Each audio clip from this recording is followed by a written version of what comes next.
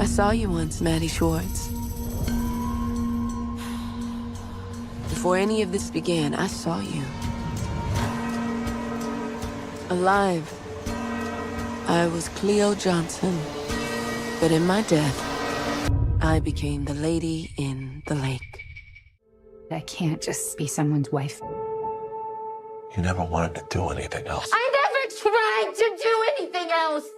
Did you ever wonder why? Your writing dreams ruined your life. Now you wanted those same dreams to rewrite it. But why did you need to drag my dead body into it? How did you know? Know what? Where to find her? My wife was a lot of things.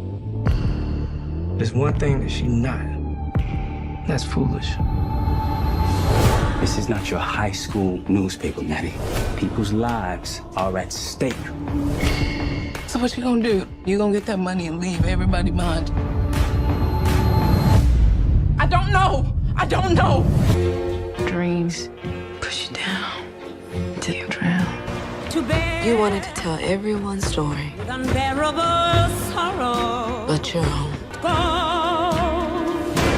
This is my quest to follow that star. No matter how hopeless, no matter how far, to be willing to die so that honor and justice may live.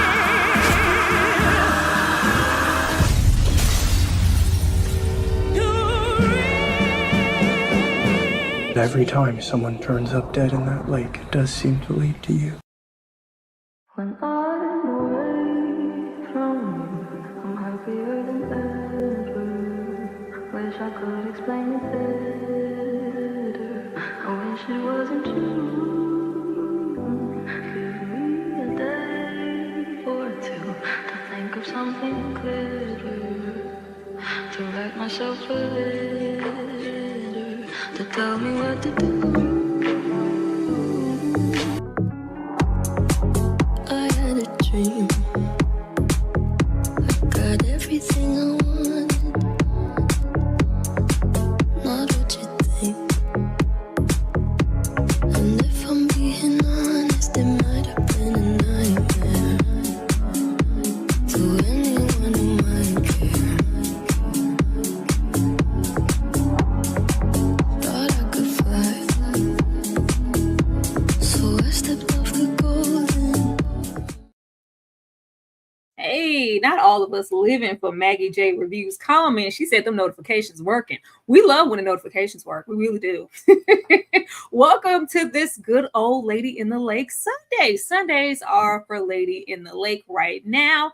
Episode 4 recap. I cannot wait because, boy, when I tell you, they trying this. I need y'all to run that chat up now because I'm already started from the beginning. That ain't Cleo in that water. That absolutely is not Cleo in that water, in that lake, and we are absolutely going to discuss why. Of course, I am not only on my platform, but we are streaming on all 5 of our platforms here. So if you could support, like, share, comment, super chat on all of them, that would be absolutely awesome. Breaking out my girl first with her sweet perspective, I would love to know what she thought about episode 4. Ashley? Oh my goodness. They continue to get on my last nerve and they continue to surprise me, y'all. This left me with more questions than answers, and some stuff that tickled me and pissed me off. Overall, though, they're never going to fail us when it comes to the visuals, right? They're never going to fail us. They're never going to fail to make me laugh because I audibly laughed as well during this episode, and I know we'll get into it. But you know, bye Cleo or not. One way or another, it's bye Cleo. Yeah, it's by somebody because you couldn't tell me. I think once I watched episode 2, because they really kind of work with showing it in shadows when Reggie's placing her in that lake. But my contention was it has to be Cleo, because if it's not, who else in the story could it be? But after this episode, child, I'm like, I think I know who it is. We're gonna talk about who it is. We gonna say that. We supposed to say that. Definitely Dora, though. Bringing out King Nikki TV. You know what she gonna think about an episode. So we gotta clutch our pearls. Nikki, what did you think about episode 4?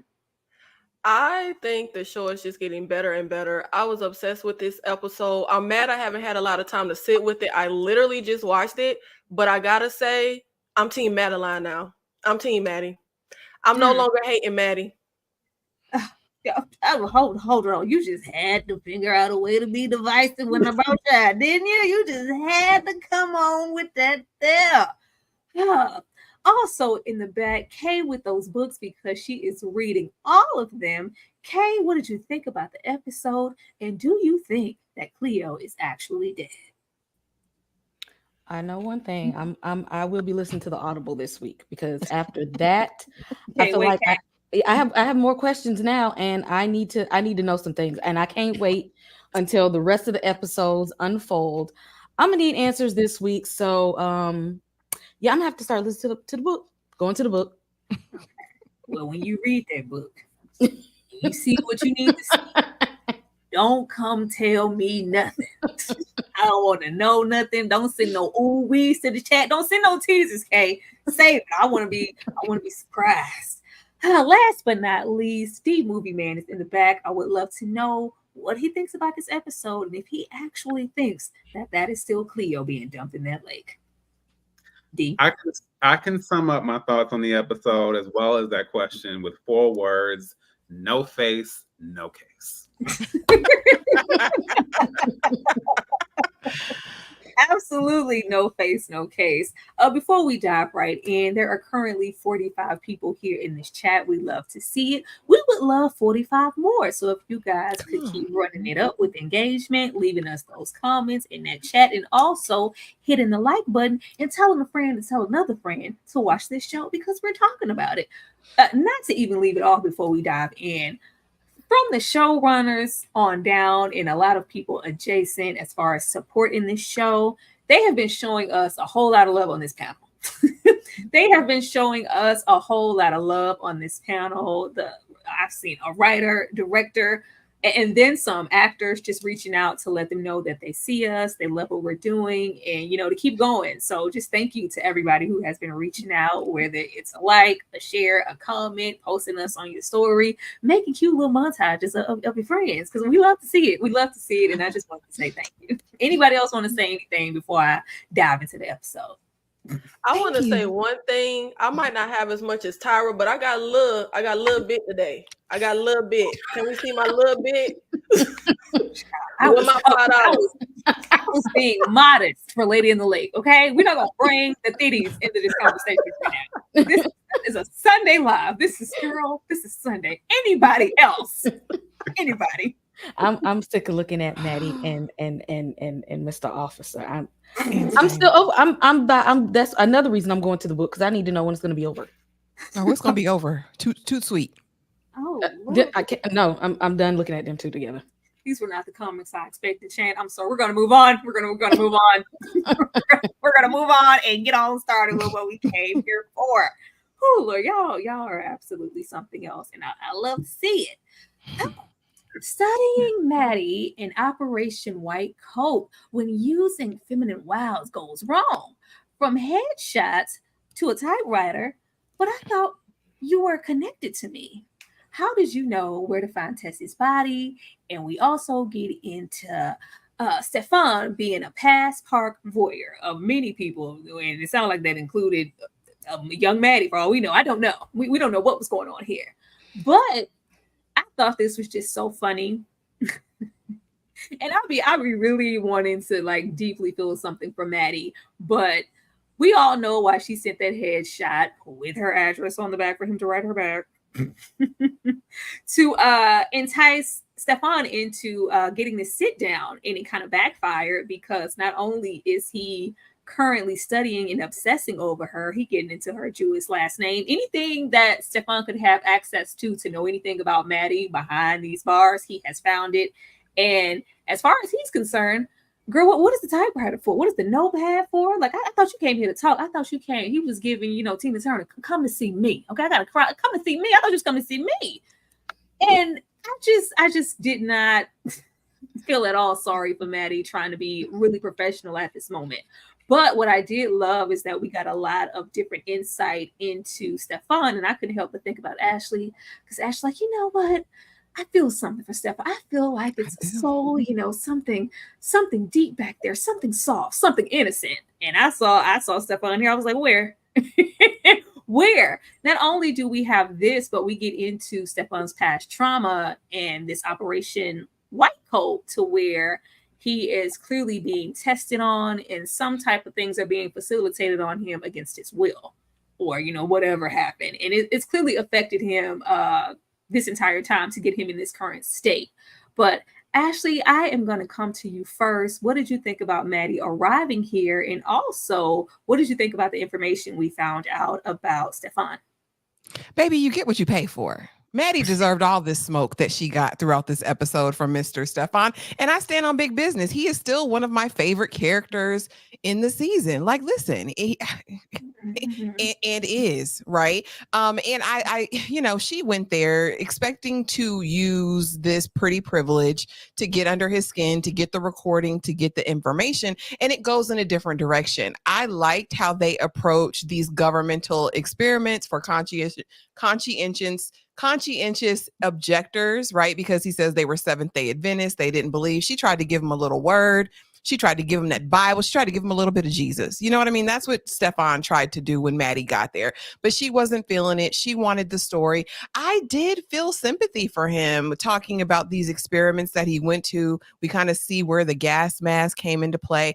I honestly hope that we get more from him. And at the end of the day, he did a lot. He did less than what he could have done. I think he's got more sense than 95% of the people on this show. Oh, most definitely. He has a whole lot of sense.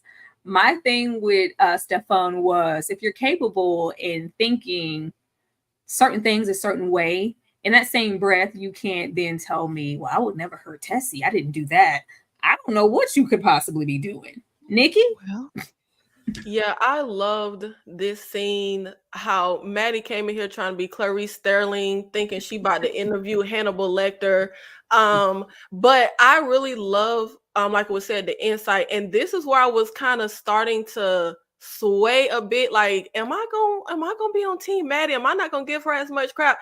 And I really am Team Maddie now. And it was a mix of this scene and the flashbacks with Alan. In this scene, one of my favorite, I think the writing was so on point this episode, and one of my favorite is Stefan talking about having to pretend to be innocent. And I feel like I'm thinking about Maddie, her ambition, and how she talks about not wanting to be one of those girls out there in that little makeout area. And a woman in this time, ambition, maybe wanting to explore your sexuality, I feel like she had to kind of learn how to be this manipulative person, putting on this front, and everything that we've seen with Maddie. Of course, she's still just a terrible, a problematic white lady, but maybe not the worst. But I was kind of siding with Maddie, and even the whole situation of the theme of the episode being your innocence getting taken abruptly or violently. I feel like that's a common thread with our characters. I feel like Maddie, Cleo, Stefan, they all had their innocence violently, abruptly snatched from them. And I'm starting to I'm starting to see things through Maddie's eyes a little bit. I love, that's the part of the conversation I love the most too. We are getting into Stefan and this structured religion and keeping the Sabbath, and did you keep the Sabbath? He also spent some time talking about, why did you decide to omit the Jewish last name? And just really reverting back to his experience in that innocence, purity, virginity, whatever.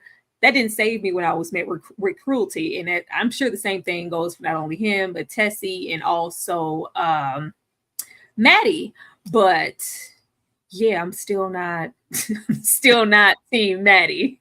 But and like what you just said, like, you try to do everything right, but you still, like Maddie married a Jewish man, lived, I'm the virginal girl, and you do everything that societally women are supposed to do. I'm not going to sleep around, and things, you still aren't satisfied, and you still met with cruelty. I see her. I see, I get it, and I'm waiting for the aha moment, because we know that Maddie is hiding something and shielding herself from something, which is why she's been pretending. I never tried anything else. This is why she's been pretending and shielding herself this entire time, and now she's trying to step beyond it.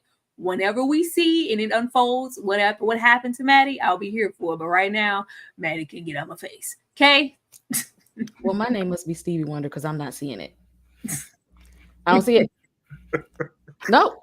Soon as she got in there and said, wasn't there what'd you say, a colored man or a black man in the store with you? I said, oh, here we go. Here we go. No, she still don't get no sympathy from me. And then sitting there talking to him, she's looking for sympathy from him. And I'm like, you're missing the obvious, because he ain't wrapped too tight. But of course, she probably don't realize it because she ain't wrapped too tight either. And that's just what I'm with Ashley. She asked for exactly what she got in this episode. This is not your job. You are not a psychological profiler. You didn't go to school for this. You had no credentials to sit there and meet with that man. You are just trying to get external validation and revive a career to make a name for yourself, because you don't feel that good about yourself on the inside. And like that, you're using him and the people involved in this case to do something for your own self. She's not trying to help nobody but her own self. And it, fell back on her in the worst way. I ain't got nothing for you, Maddie. Maddie is extremely self-serving, and of course we do see that she takes all of this Operation White Coat that she gets from Stefan, and she parlays this into a headlining story with Bob.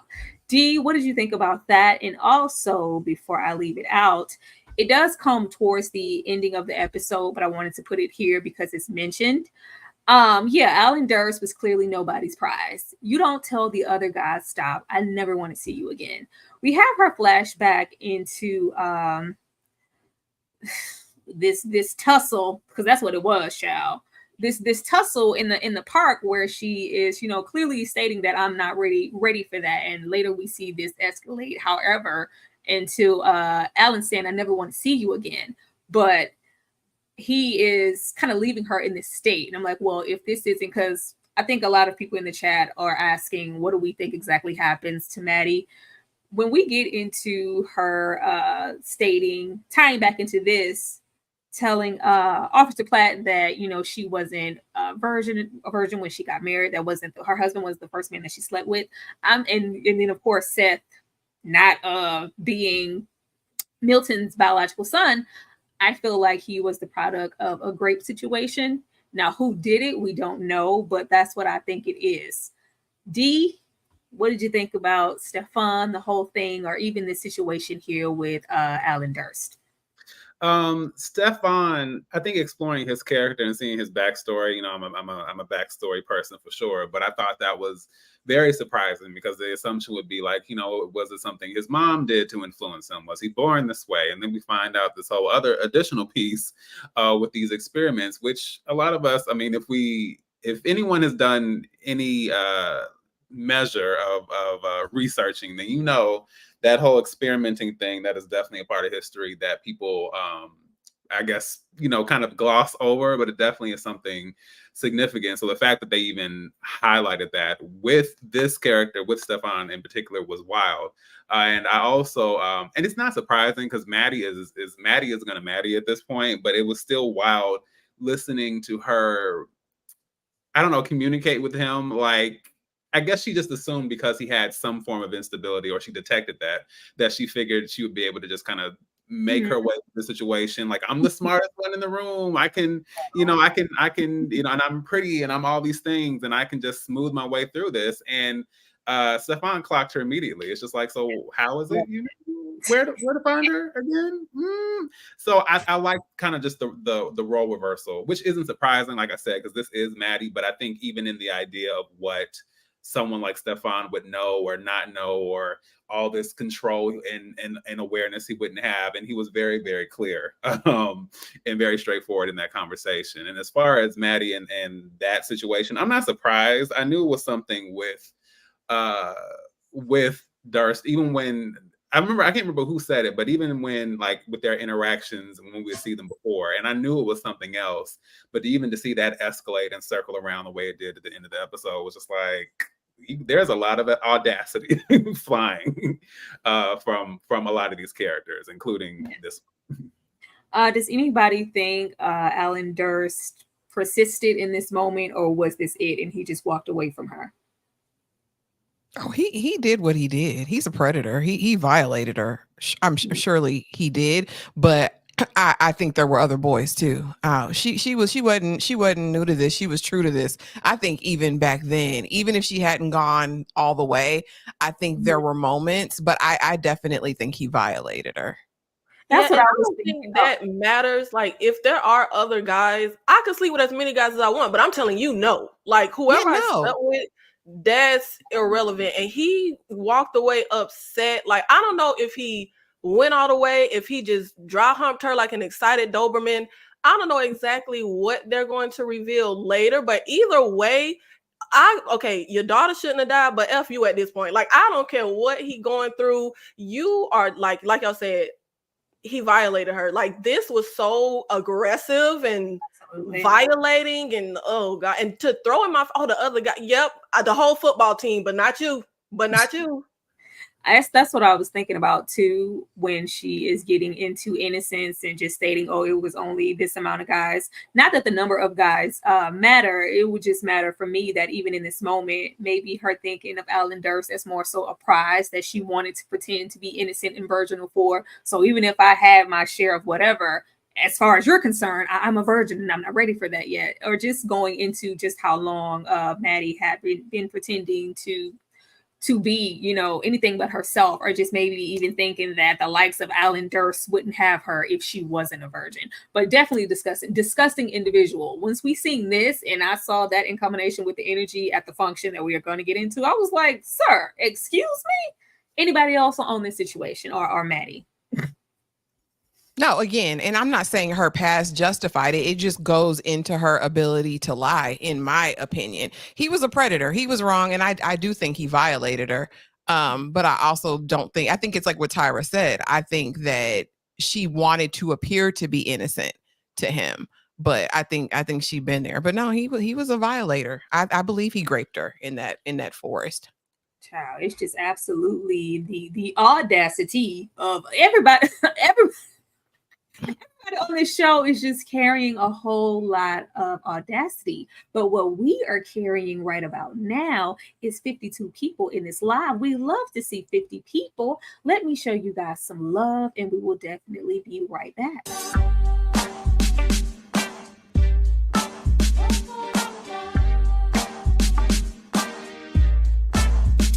Yeah, I said what I said. I'd rather be famous instead. Get to my head. I don't care. I paint the town red. She devil, she bad, she rebel. Take a whole lot of me, she devil, she bad, she rebel. Take a whole lot of me, said my happiness is all of your misery. I put good all in my kidneys. This smart gel don't come with no jealousy. My illness don't come with no remedy. I am so much fun without Hennessy. They just want my love without penalties. I'm your if you send for me. I'm going to glow up one more time. Trust me, I have magical foresight. You gon' see me sleeping in courtside. You gon' see me eating 10 more times. Ugh, you can't take nowhere. Ugh, I look better with no hair. Ugh, ain't no sign I can't smoke hair. Ugh, yeah, give me the chance and I'll go. Absolutely. Betty said if she want to put good D all in her kidneys in her apartment, that's her business. Moving to the next slide. Oh, D, I love to unsettle D on a good day. Now, of course, I told you guys already that we were going to get into some questions to see who's really watching the show. Because you think people be watching the show, but they're not really paying attention to the small details. I am going to come to someone in particular, and if that person happens to get it wrong, I will come to somebody else.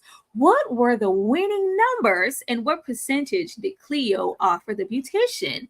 Was it 266 and 20%, which is A, B, 366 and 10%, C, 266 and 15%, or D, 366 and 20%? Nikki, I'm gonna come to you. I'm out, y'all. This been fun. It's been real. Bye. Why you gotta come to me? Because is it A, B, C, or D? What were those winning numbers? And see, you got it right. See why I couldn't come to you? Because you've been trying to get payback. Not. I am coming to you. Like I thought it would be fun, and I wanted to see who was paying attention. And that is correct. When we have that conversation with the beautician, and when we have Reggie run those numbers and say you need to be gone by Christmas, it's 366, and she offers her 20%. There are no prizes for these games. It's merely for my entertainment. Good job. Good job. All the way. Nikki did what needed to be done. She was paying attention in the episode, and we love to see it. Love to see y'all putting them answers in the chat too. Dark Lady number 366 and involving Teddy. Cleo bets on a beautician's dream and 20%. 3 mice in the same boat. Who would I be if I stopped waiting for my daddy?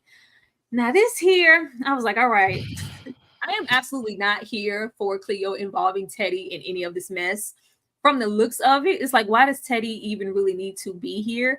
I can understand when she wanted to get into how the numbers were running, these days, or who's like, but to the extent of bringing him here or just saying, this is between me and you, no, we're going to leave this baby alone. You chased him down about 3 episodes and beat him up for even doing this in the first place. But now if it's benefiting you, you're okay with it.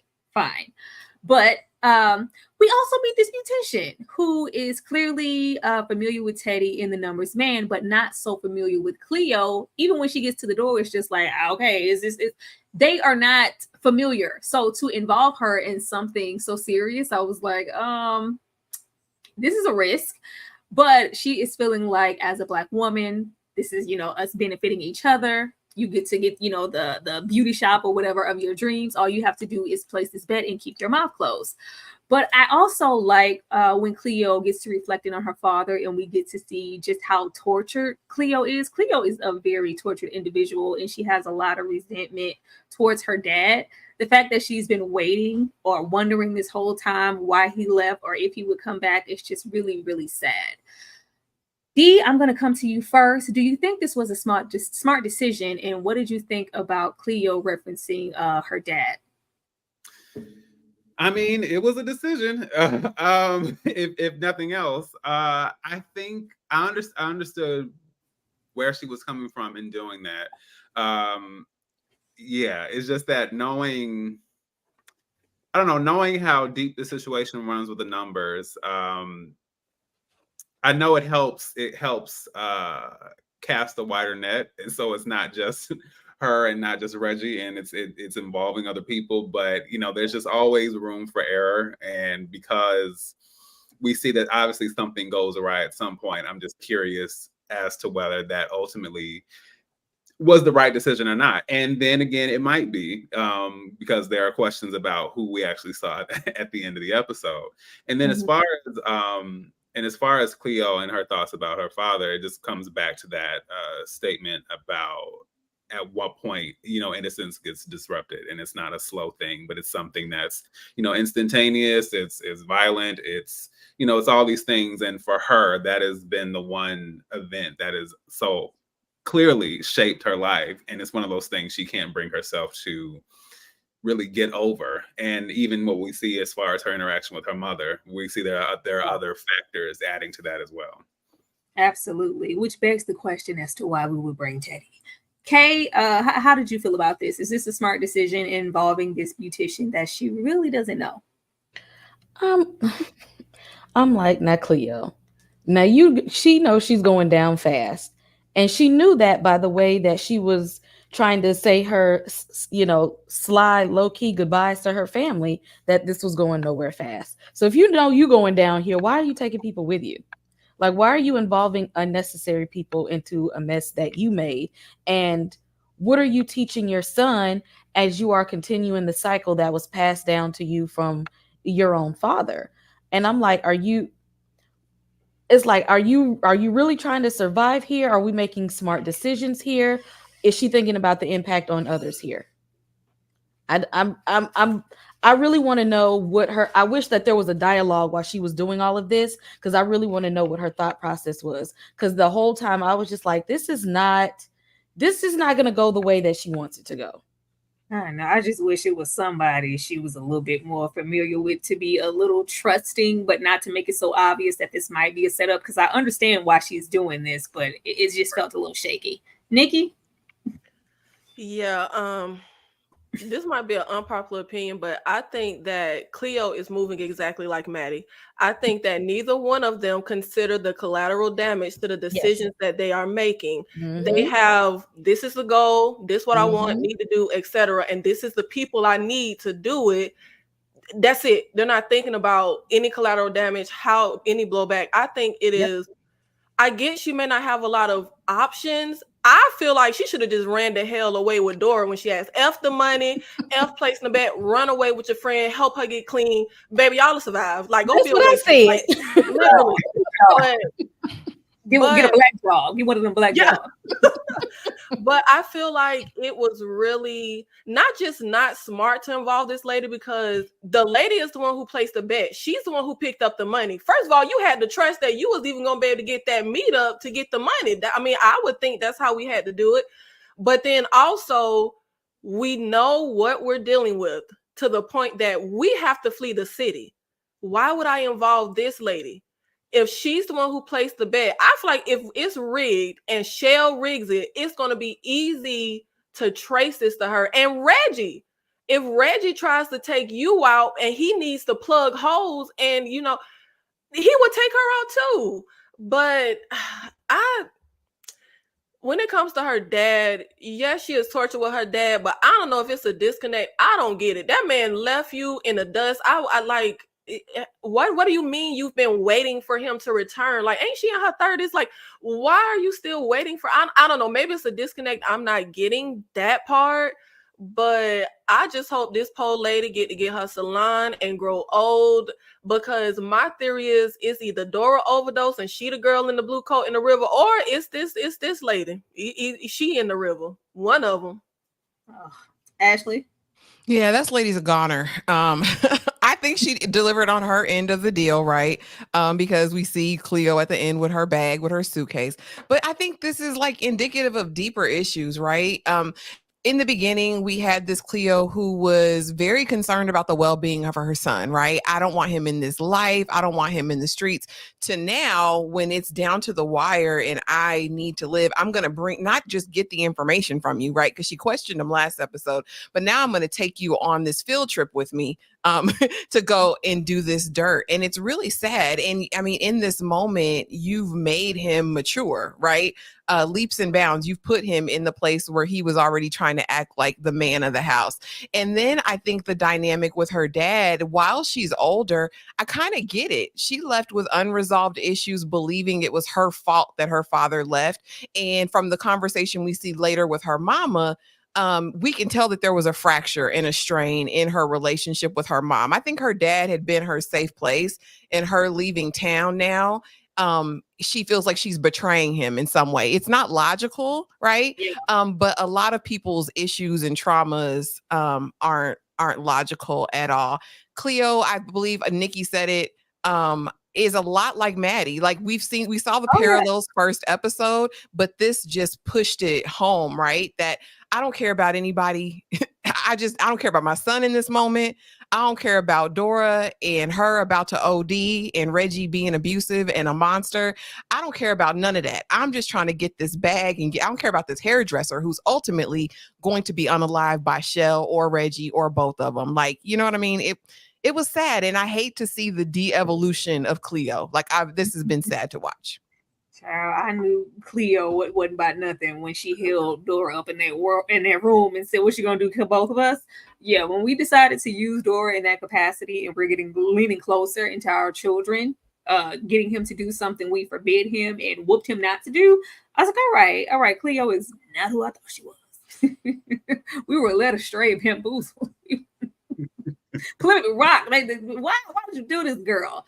Getting into Dora. Did Dora overdose? I'll come find you in Paris. Beautiful voice, but codependent and addicted.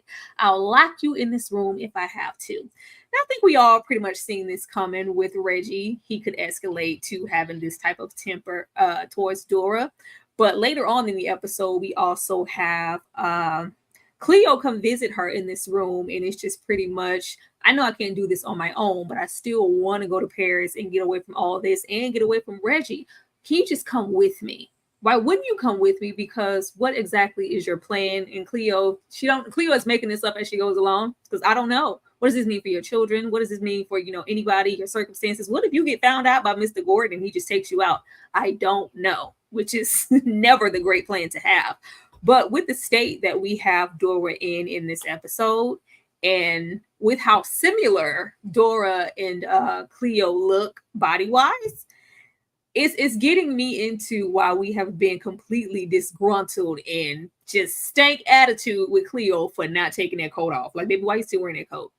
Why is she still in the coat? We've been yelling to the mountaintop. Why Cleo still have that coat on, girl? That is evidence. We have that coat on because it is a distinctive marking. If we happen to find someone in the lake with this powder blue coat, we're going to automatically think that it's Cleo, and it's not. I seriously think all those beyond the grave notations we thought we were getting from Cleo, and why did you have to use my dead body? No, it's like, why did you have to bring this up, girl? I was off living my best life. You are blowing my cover by making this a story. That's where I'm at with it. Ashley, I'm going to come back to you. Yeah, here's the thing. I'm still struggling with the idea of what does Dora know and what doesn't she know. I think we also get some imagery, possible OD with Dora, right? And I'm just sitting here like, girl, like, I don't know if I'd be taking advice from Dora. I think, and I get it, that's your friend. I always wanted you to sing on stage with me, Cleo. I get the beauty in the friendship. The one kind of note I would have for Dora's character is I would want to see more moments of her sober and lucid, because again, I don't know who she really is outside of either singing on stage or being high, right? I would have liked to get a little bit of balance, but maybe that's what addiction looks like. Would it have been a good idea to go with Dora? Probably not. And we know that Cleo is in her survival selfish era. So no, I don't think she was going to bring this heroin addicted woman with her on this journey that she'd have to take care of, and possibly bring more heat, because Reggie is clearly unhinged. And, it seems like one of those battered situations with him and Dora. So I don't knock Cleo for this one, for not going off with Dora. I think that would have been a bigger responsibility. Poor Dora. Reggie seems to be the one aspect of Reggie's current life that he can control, and he is trying to control it. Not just so much like leave with Dora, but just leave in general. Just leave. Cleo is here like, I can't work or get a job anywhere unless it's in Baltimore. No, girl, you can go work anywhere. You can prosper anywhere. Like, girl, just leave. Like, not with Dora. You don't have to leave with Dora, but just go. Just go. That was always an option. Nikki? Yeah, I'm not understanding having to play them numbers. Like, you can just get a bus ticket and just go. But I very much feel like going with, it's like a series of the least dumb of the dumb decisions. Yeah, going with Dora may not be a smart decision, but I personally think it's the smartest option she got, because I just feel like, why would I? And then the whole thing of Reggie saying, oh, I want to cut now. You cannot burn my house down and then ask me for a cut of the insurance money. Like, something for me would feel suspect. Like, what do you mean? If I already have the money, I'm not finna stop on the way out of town to meet you and give you money. I'm getting out of town because of what you put. You strong-armed me to get me in this situation by lying and said the order came from somebody that didn't come from. I feel like I'm finna look at Dora and say, look, we finna call the folks from intervention. We about to get up out of here. We gonna get you clean today. Like, let's just go. Like, let's just leave. Let's not involve your son. And I feel like the whole overarching theme of innocence, she's kind of doing the same thing to her son, even though he was in this thing. The whole, I don't, me personally, I don't like the whole, this gonna be between us. So now you're teaching your son to, you know, keep secrets and do stuff underhanded and shady, and he can't tell what his father. Now that's creating a issue over there and a disconnect with his dad. If you up and disappear and what, he never tells his dad anything about this, now you're abruptly taking his innocence away. So that's why I feel like, no, it may not be smart, but I think it's the smartest and least collateral damage to leave with Dora. Then we don't involve our son. Then we don't involve the hairdresser lady. But Dora, either the girl in the blue coat, she OD'd, or it's the hairdresser. I was trying to look at the hairdresser lady body, like trying to see if the body type is like. And I noticed they made it a point when she went to say, when Cleo went to say, oh, I wear wigs, and when he dumps the body, I feel like the hair, we couldn't see the hair. The hair was kind of covered up. So I'm like, she normally wear wigs. Is this her? It's not. It's not. Thought you had us. You did. And it ain't her. Okay. Yeah, I'm not sure if, because how Dora need a lot of support to do what she do. So I'm not exactly sure if she made it to her destination, but if she didn't, then are we going to explore where she is at that point? Are we just going to assume that she left, or is it somebody's going to be alarmed because she's not in a state to actually function on her own? But I definitely think that Cleo probably should have just went with her because Dora said she got a job for her. She said, come on stage. You can say, let's do this. You ain't got to have them 8 jobs that you work at every single day, going to work at all these different places. Just come on. Let's go. And Cleo in her mind just has a plan, a half-cocked plan, walking around with this blue coat on. She got on my nerves this whole episode. Why do you still have this jacket on? They told you, they seen you in the jacket, and she's still walking around. And I'm tired of Reggie and his old raspy voice having self. He got on my nerve, sitting in the car, just sitting there crying and stuff like he feel bad about his life choices. No, you don't. Bye, Reggie. And not bad about his life choices. D. I agree with Kay. It's really tough to put up with Reggie and his asthma, especially as we continue on throughout the show. But you know, these are the circumstances. Now, a small part of me has a little bit of affinity for Dora. I feel empathetic, and she's really captured me with these musical performances. But I will also say this isn't from a personal perspective, but addiction is a lot, and withdrawal and overcoming addiction, like that's not even just, we know it's not an overnight thing, but it's also a lifelong thing. It's like a continuous process. And so I feel like trying to resolve that and deal with that situation in the midst of trying to like get out of Dodge, I'm not quite sure how that would work. And I think when it comes down to it, Cleo isn't even in the mindset, even if she wanted to really, to really support Dora or really take that on at all. Especially if her kids aren't even going to be in the mix. Like now she has to take care of this grown woman with this addiction issue. And I just think with Cleo, like for some women, it's a hot girl summer, and for Cleo, it's a crime chick Christmas. So it's not going to work. Thank you, D. Yeah, it's either that or in the walls of this relationship, Reggie did something to her. But I really don't think Dora makes it out. Was that a white girl threat? Platt keeping his word and Davis killed in pursuit. Baltimore's first black homicide detective. I put, all right, Miss Mamas, you better pop them balloons at the top. Girl, you better pop them balloons at the burlesque function. She better pop them balloons. I was living my life. So we have, for the most part, Platt keeping his word. He does mention to Davis why they're there and who he maybe got it from in the essence of this blue coat, but he doesn't state outright that it's Cleo or whomever, have given him information to be here. But I think this was also solidifying that Platt didn't know about his partner more so being dirty and underhanded and taking money. And just to kind of bring it up here, it just felt like his partner was also saying, well, when he seen the the pigeon man with his white woman in the car, like, yeah, every time a brother, climb up the ladder, he gotta have, they gotta give him a white girl. Ain't that right, Officer Platt? Like, you know about the white girls. Like, don't mention anything to me about anything underhanded that I'm doing when you're not clean either. You have dirt also, and I know about it. So whatever you might think you know about me, you keep it to yourself.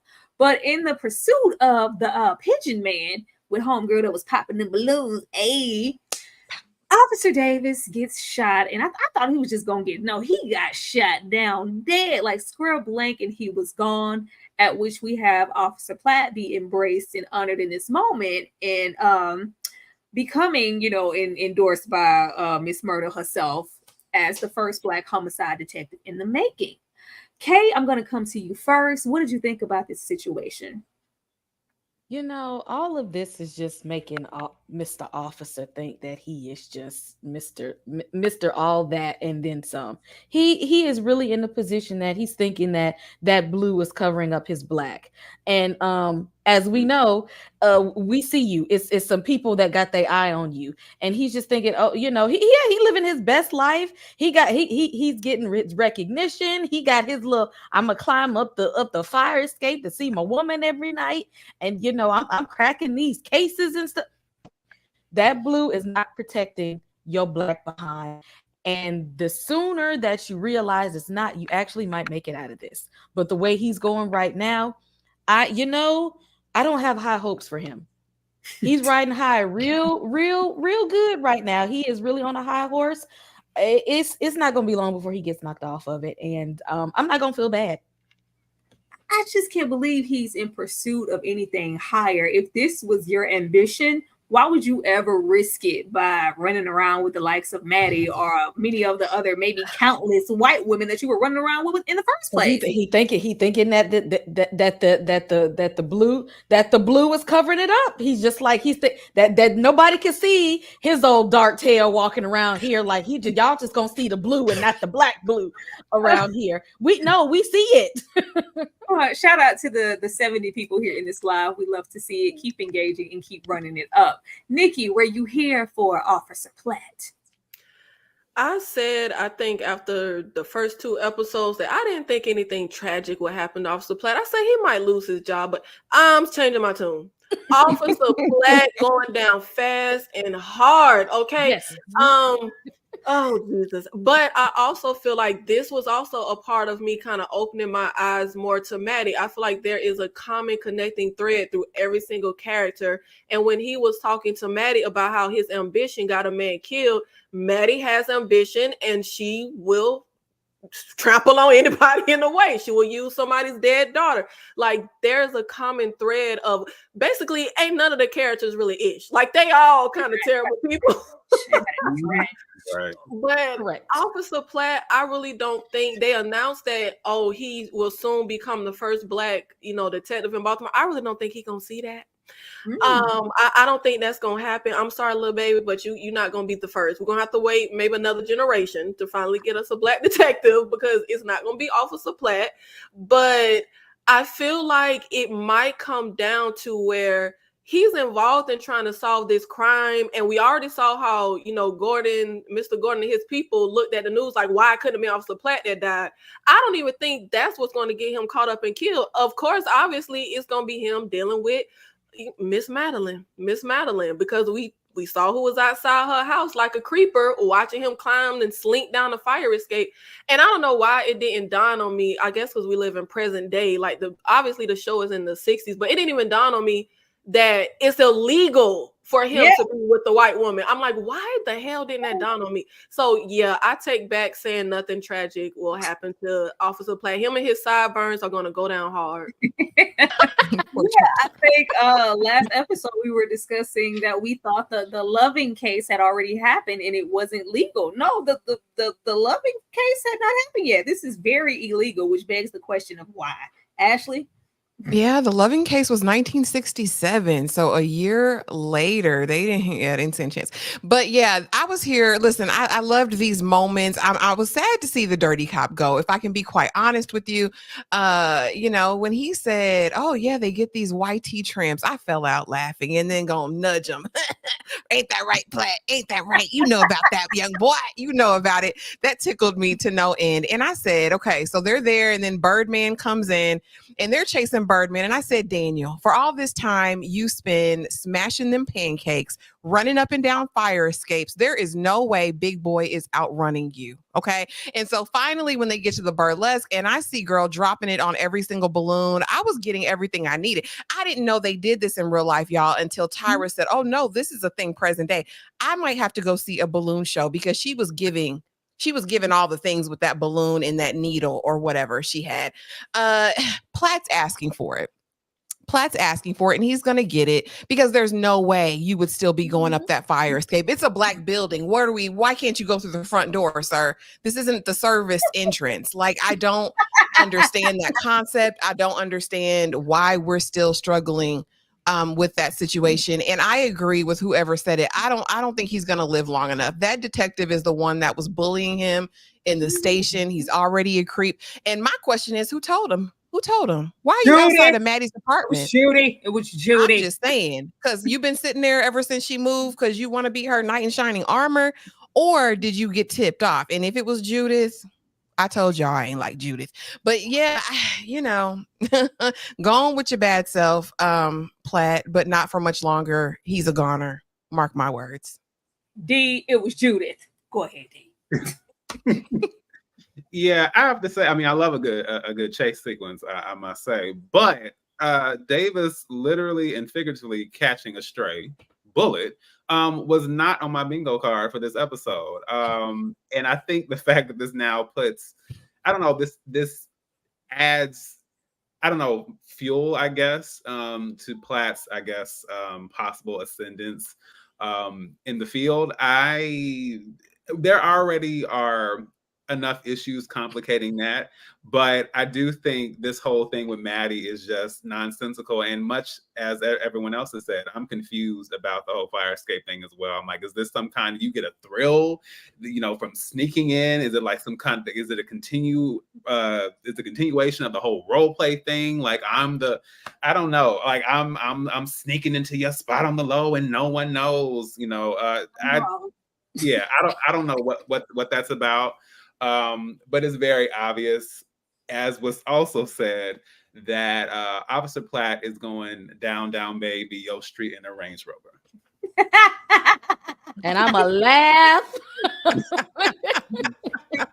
The cop ready to let it go. Shimmy, shimmy, go, pub. That was what he said. He was. Because why are you doing that? Why? Why?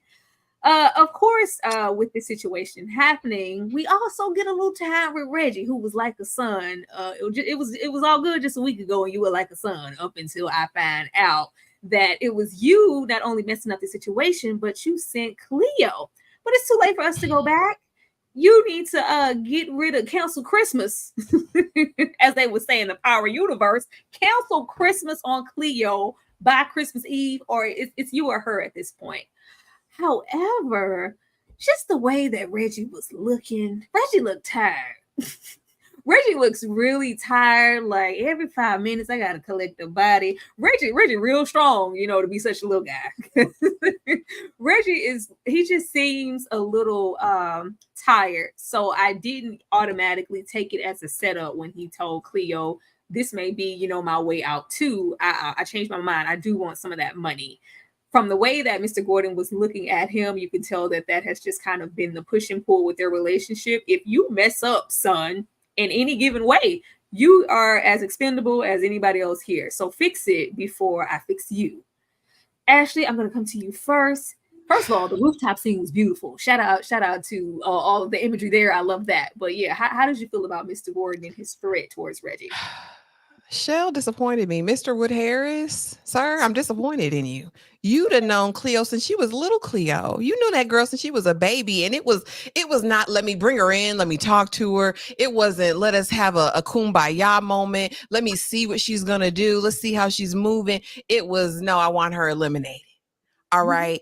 And he said, well, what she got kids? She gonna bring the kids. He said, F them kids. There will be no angel of mercy for you. Started bringing up biblical reference. I mean, we talking about Abraham, Isaac, and Jacob.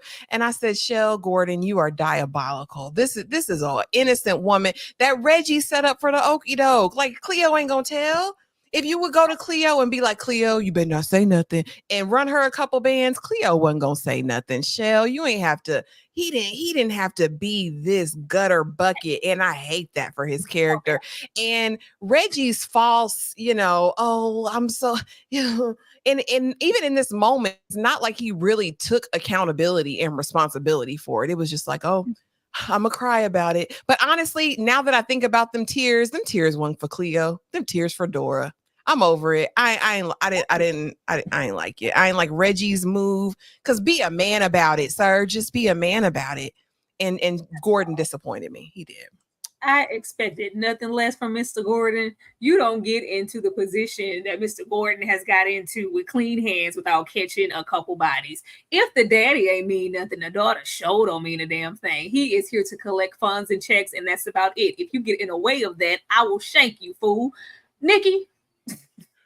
Yeah, I was disappointed with this scene because I'm like, baby, Shell, if you're not about to toss this fool off the roof, I don't even know why we meeting up here. I wanted Reggie tossed off the roof, but it was to set the scene, Nikki. It was a threat.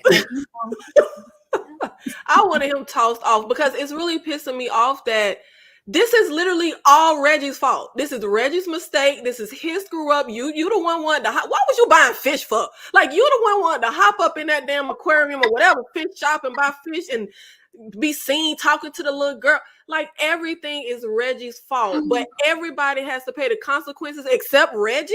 Like all the guys hired for the job gotta die. Cleo gotta die, but Reggie get the skate. Everybody is paying for Reggie's mistake, and it is irking my nerves so freaking bad. I need him to get his comeuppance, and I completely agree with Ashley. Reggie would cry over that fish he put in the toilet before he would cry over Cleo. Absolutely, positively, he was not in that car crying, saying the F word, and hitting the steering wheel because of Cleopatra. Like, no way, Jose. But I feel like everybody is expendable. They have to be. If you are Shell, if you Frank Lucas, if you like, everybody has to be expendable. I don't put it past Shell to have Reggie clean the mess up and then take Reggie out. Like, I don't put that past him. Like, we got to tie up all loose ends, and this is all your fault. Absolutely. D. There is more I need to know as far as Reggie and Shell's relationship. Like, how did this begin? What is the backstory? Is there something like, is this a parental relationship? Is this like a adopted, community mentor mentee relationship? Like what like were you rescued for something? Like I need to know more as to why like this because this obviously is a dysfunctional relationship, and we know that Shell is the one who's in power here, but something is there for Reggie to, and even the way he positions himself when he's in Shell's presence. Yes, I know part of that is fear, but it's almost like he becomes almost childlike in a way. Yeah, like he kind of like just kind of devolves in a sense when he's around him. So I really want to know. I don't know if we'll touch on that, but I would really love to know that. And I agree. It's just like Reggie like initiates all of this, and I don't know. There seems to be like this recurring theme with like the snowball effect and then like falling dominoes. It's just like all these consequences, or even like ripples from a puddle. It's like someone throws something in the wrong direction, and then now all these consequences reverberate as a result of that. So yeah, so I definitely agree, and I'm not surprised that Shell had this reaction, because as we well know, there's no honor amongst thieves. Okay, will Mr. Gordon hit Reggie with the 1-2 hit a quitter? Will he do that? Look at his face. He didn't. There was nothing in him that said, "I feel sorry for Cleo" at all. She worked for me. She did a good job. She was also a good girl. And one little thing that's not even her fault, and she got to get the axe. That no, it reminded me, one of the Halloween movies where the guy was taking care of Mike Myers his whole life, and he was just like, you know me, little Mikey, I've been here the whole time, and he offs him anyway. Like people like that, I don't care if I knew you your whole life. Like if you messing up my money, and if I'm gonna have to go, if it's gonna affect me, anybody can go. Reggie he can go too at this point. Somebody in the chat said he need an inhaler and some cough drops. Okay, he need a little bit more than that too. With them crocodile tears, he was sitting there crying in the car. I don't believe none of that. I was like, if you don't get it, bye, drive off, do what you got to do, and no, he just a trip, but sitting there like he gonna have a moment where he was the cause of all of this. Child. Now you want pity for everything that you have done. Now you want it, Mr. And he knows that he probably seen Shell do some really gruesome things to the people that's really close to him. So Reggie he's on some real thin ice, and watch your back, my boy. Them tears was for Dora. Them tears was for them fish he flushed down the toilet. Let's see. D, I am going to come to you. What is the name of Maddie's newspaper column? A, Miss Hotline. B, Miss Housekeeping. C, Miss Helpline. Or D, Miss Molly the Maid? I mean, it's unfair that I can't choose D, but hopefully I did. Hopefully I heard it correctly. Is it C, Miss Helpline? Yes, it is. It is C, Miss Helpline. Tell me we ain't watching the show when we be watching the show. Thank you, D. We two for two now. That's what we do over here. We watch stuff. We pay attention. Y'all down in the comments. Yeah, y'all got it wrong. Some of you. Not so fast, Skeeter. This ain't the help. Maddie's big story, but still a mere mention. Bob taking full advantage, and 2 tickets, receptionist/assistant, a start for Miss Helpline. Now, this whole scenario reminded me so much of The Help. With Skeeter, she's trying to be taken serious as a journalist and a writer, and they assign her that maid cleaning column, and then she uses Minnie and them and Viola Davis to get her foot in the door and then write some real stories because she's not being taken serious in the office. This reminded me so much of that. But we have, first of all, child, when she asks, I think the man in the restaurant, I think his name is Eric, and she asks him, "Do you read?" What we're not going to do is ask a black man in the 60s, "Do you read?" What, do you read the paper? No, girl, read. Say it again, Maddie. Say it to my face. But her name is mentioned in this column that is just not the column, the paper, this article that is just really doing a whole lot of buzz at the Baltimore Sun, but she doesn't really get to take full credit for it as she should because Bob's name is on it and she is still a mere mention. But she's fine with that. This is the step I need to get my foot in the door. Let me bring the boss, some sweets, a treat. Let me get in there and talk to him. Bob stops her right at the door, like, no. Trying to get in her way, but also giving her a pat on the back and a desk in a position to just kind of suffice. And I think he would put her only in this position to maybe use Maddie later on if it does. And he's going to try to repeat it again because I'm getting all the praise and the attention. Hey, come on, I'll make you a mere mention instead of you getting in there and talking to the boss directly. First of all, this is the first time we have, when she does get these tickets, take somebody, I don't know, but what you was gonna do with these tickets? You was gonna take Maddie to the game? To do what, Bob? To do absolutely not. That along with him saying, you know what, just maybe take your son for the first time. Maddie getting on her knees to tie his shoes bothered me so much. Maddie getting on her knees to tie Bob's shoes made me itch. Absolutely not. But we do have her not only having to work underneath the likes of Bob, it's giving This Is a Man's World. We get into who she'll be working under for the Miss Helpline. And it's, you get the blunt work, the stuff I don't want to do if I feel like giving you that at all. But in the meantime, get my coffee. Kay, what did you think about this?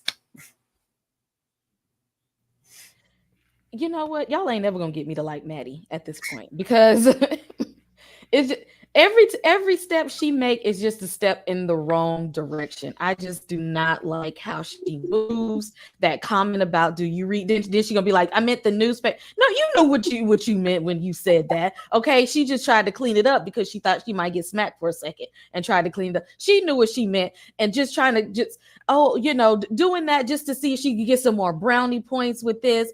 Girl, you are not Peter Parker. Get out of that newsroom. No, nobody wants to hear your story. You're there as a pawn, but in her mind, I just need a little piece of nothing so I can go brag to some people who actually really don't care about you. Because at this point, the community that she's trying to get all these accolades from, they've actually already rejected her at this point. So what is it all for at this point, Maddie? What is it? What is the end game? What is it for? Nobody likes you right now except Officer Platt. I want to know the end game too, because I know she didn't come from up underneath the likes of Milton or this oppression from the Manses, and I never tried anything else to get in here and only have to work underneath and answer to a bunch of men who are, Bob, where you was going with them tickets? The people would love to know. Nikki? Yeah, I was watching this episode like, girl, I was trying to like you. When she went to that black man, it was definitely given. Were you sneaking books in the slave quarters? Do you know how to read? Like, I was just like, lady, all you had to do was say, hey, did you see the paper today? My name is here. Like, it was a lot of ways to ask him about her name in there without saying, does the ninja know how to read? But I love Natalie Portman. Black Swan is my movie. But why they make it seem like everybody and they daddy want Maddie? I'm just like, Bob is married. Bob is bursting out of his shirt. Bob, why is you trying to get what? Like, I'm just like, Bob, what are you doing? Do you want to go to the game? Like, oh my God. I don't know why they're making it seem like everybody wants Maddie, but I will say this also goes into why I do like Maddie and understand the ambition of thing. When we go into that newsroom, everybody they're grown men except for the secretary. Like, it can't be easy for her to be trying to do this, even back when she was in high school, which would be, an earlier time, maybe the 40s. I feel for Maddie because she just wants, Maddie it's nothing wrong with being ambitious. Maddie want her piece of the pie. She want to see her name in print, and that's fine because all the men get to do that. So why not Maddie? Nobody likes her getting brownie points trying to tie that man's shoe.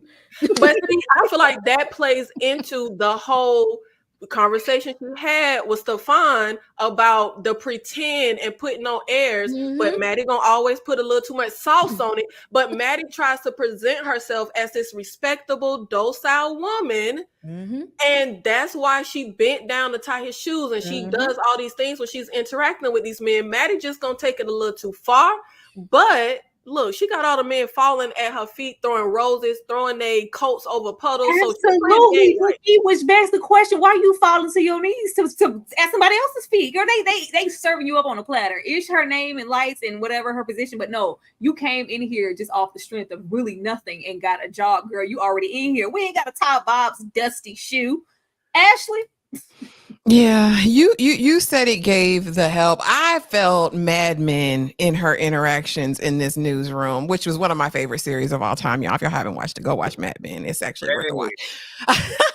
But yeah, Maddie is performative on all levels. She goes and she's gonna go 10 miles, right? Because she has something to prove.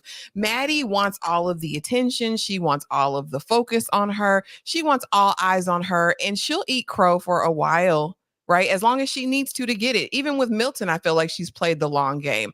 Maddie is a master manipulator. There is nothing she says or does that I don't believe is calculated. Even in the diner with that man who's been taking her calls, right? She knew what she was saying. That was her putting him in his place in her mind. She has an air of superiority about her when she interacts. Even when we get into that old weird, she and Officer Platt, Black Daniel, okay, calling him Mr. Detective. Girl, shut up. And he's eating it up. Like, it's Maddie, something in me on the inside. She just wipes the wrong way on every part of me. I can't stand anything about this heifer. And now she got a typewriter, a desk, and hopefully she about to get a phone. Because, I mean, girl, we're tired. You better. Like, are you gonna get your own phone while you ask me if I could read? But they still only see her as a pretty face. They really don't want her to do no real work outside of to serve them. They don't take her seriously. D. First, let me say shout out to Cedric, who is the one who works at the diner, because for all that, despite Maddie being very slick and very passive aggressive with that statement, he sure enough threw it right back and said, "Oh, okay, so I guess you can afford your own phone now. All right, clock it. Thank you." I was here for that, because that is the energy she deserves. And as far as this whole newspaper situation, like, we have said it before. We know how this works, and I'm just curious as to what she really expects to come out of this. And only because I've seen some of the images from the trailer. It's clear that Maddie isn't playing with the full deck either. So I'm just wondering, like, as far as her trying to have these aspirations and this quote unquote relationship and all of this, I just think the way she is trying to, I guess, rewrite her life without acknowledging the foundations of how she got to where she is now, I think that's going to be her undoing.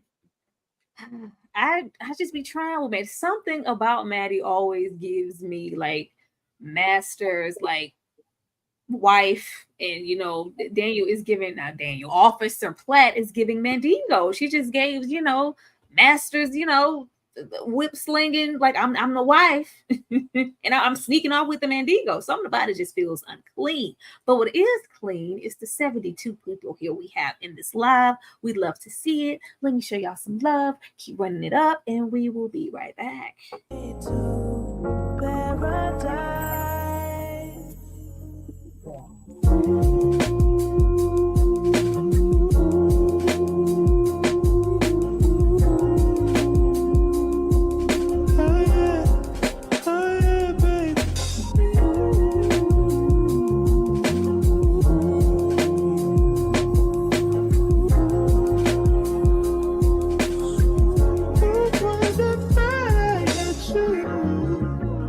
And when we're making love,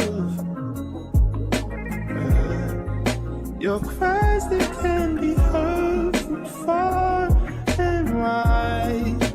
It's only the two of us.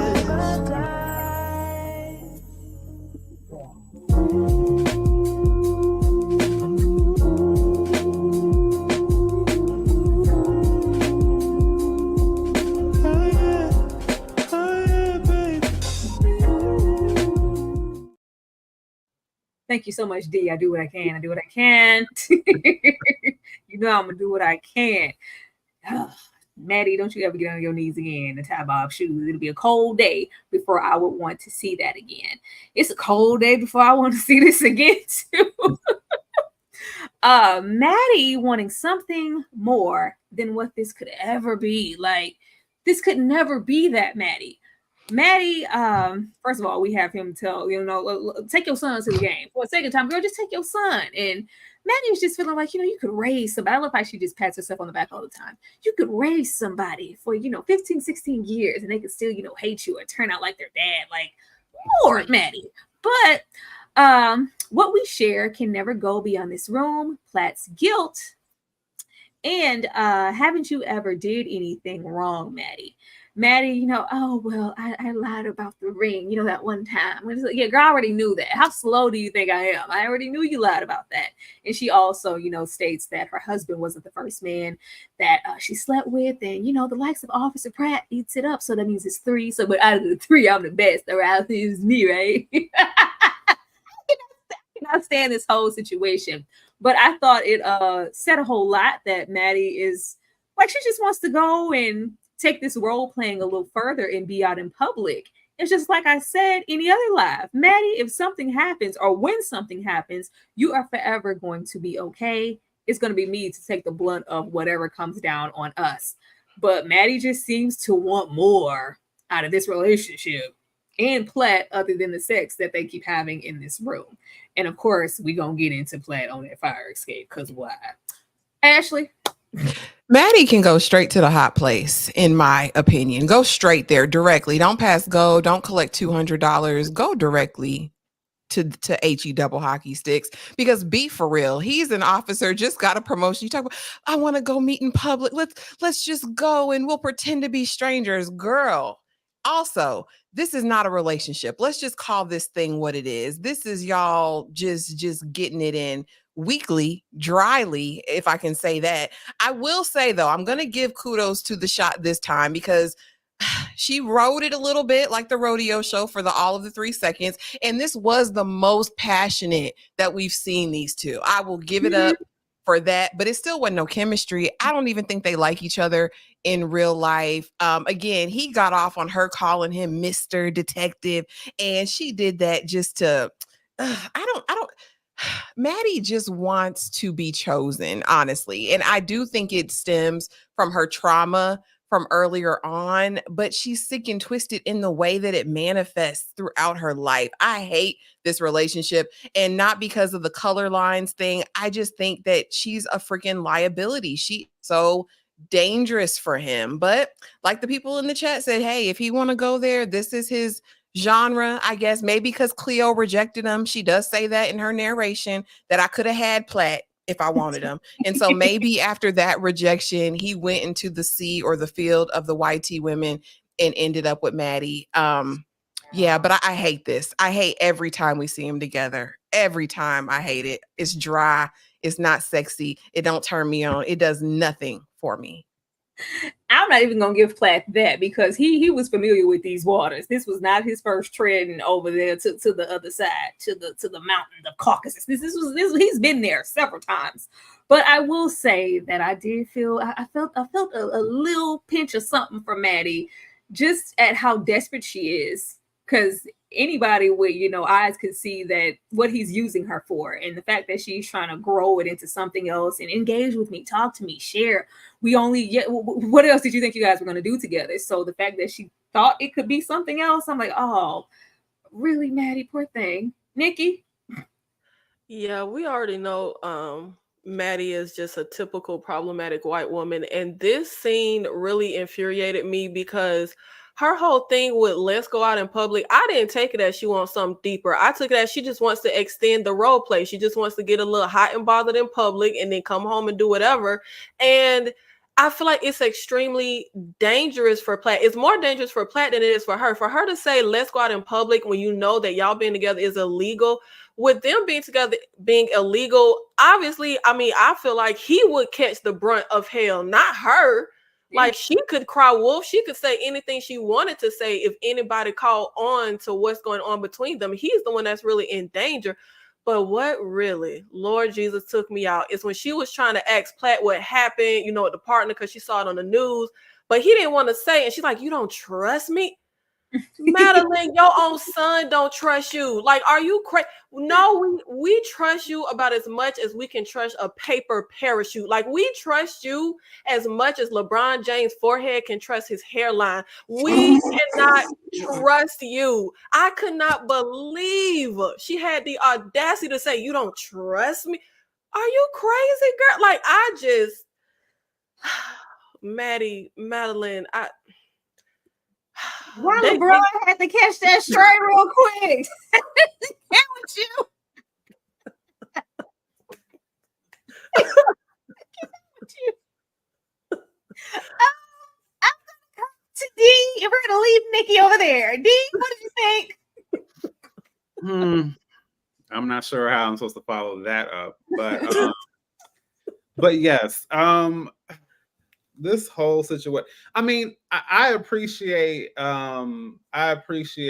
the positivity as far as this scene, but for me, no olive oil, no Crisco, no Vaseline. I'm sorry, it's still not clicking for me. I understand, I get it. It was a tad bit more palatable than before, but it's still a no. And I said it from the beginning: driving Miss Maddie. That is the dynamic here. That seems to be Maddie's dynamic in life, but this is definitely what Platt has going on. And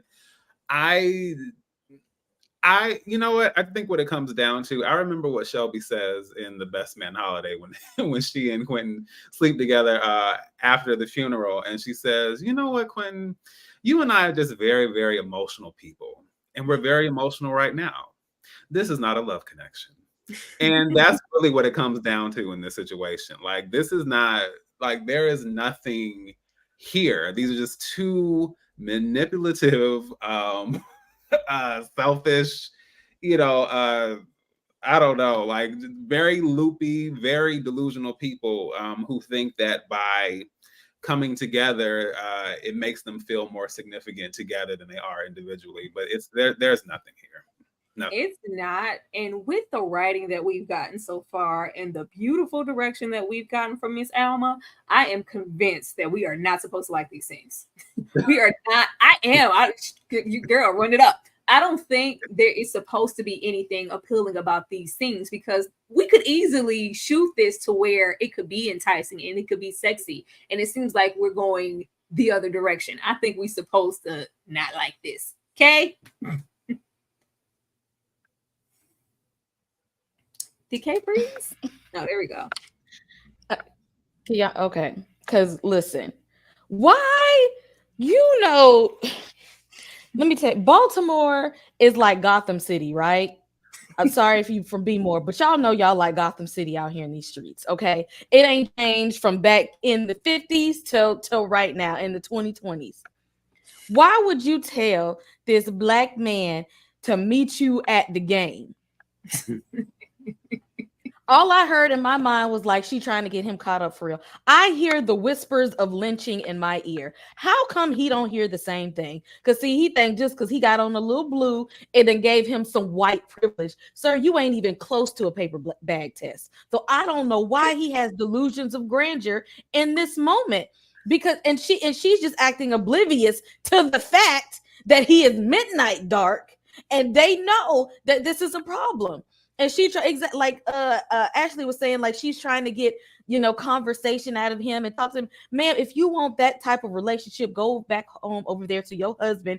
Talk to that man that was paying all your bills, not the man that you fetishing over. Okay, this is not the time. He don't even want that from you. Okay, he is like getting a notch on his belt because like, oh, I bagged this, this high class white woman, and I climb up on the fire escape and all that foolishness.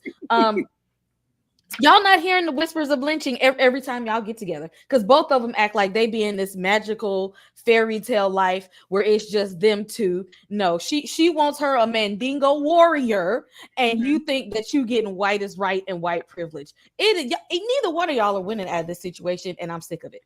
I want it to end. Oh, girl, because Ferdy thought he hit the lottery with you, girl. That commentary from Cleo was, I could have had him if I wanted him. You ain't special. I could have had him, Maddie, but I turned him down because I ain't want that because I'm with the laughing as if that was a prize. But okay.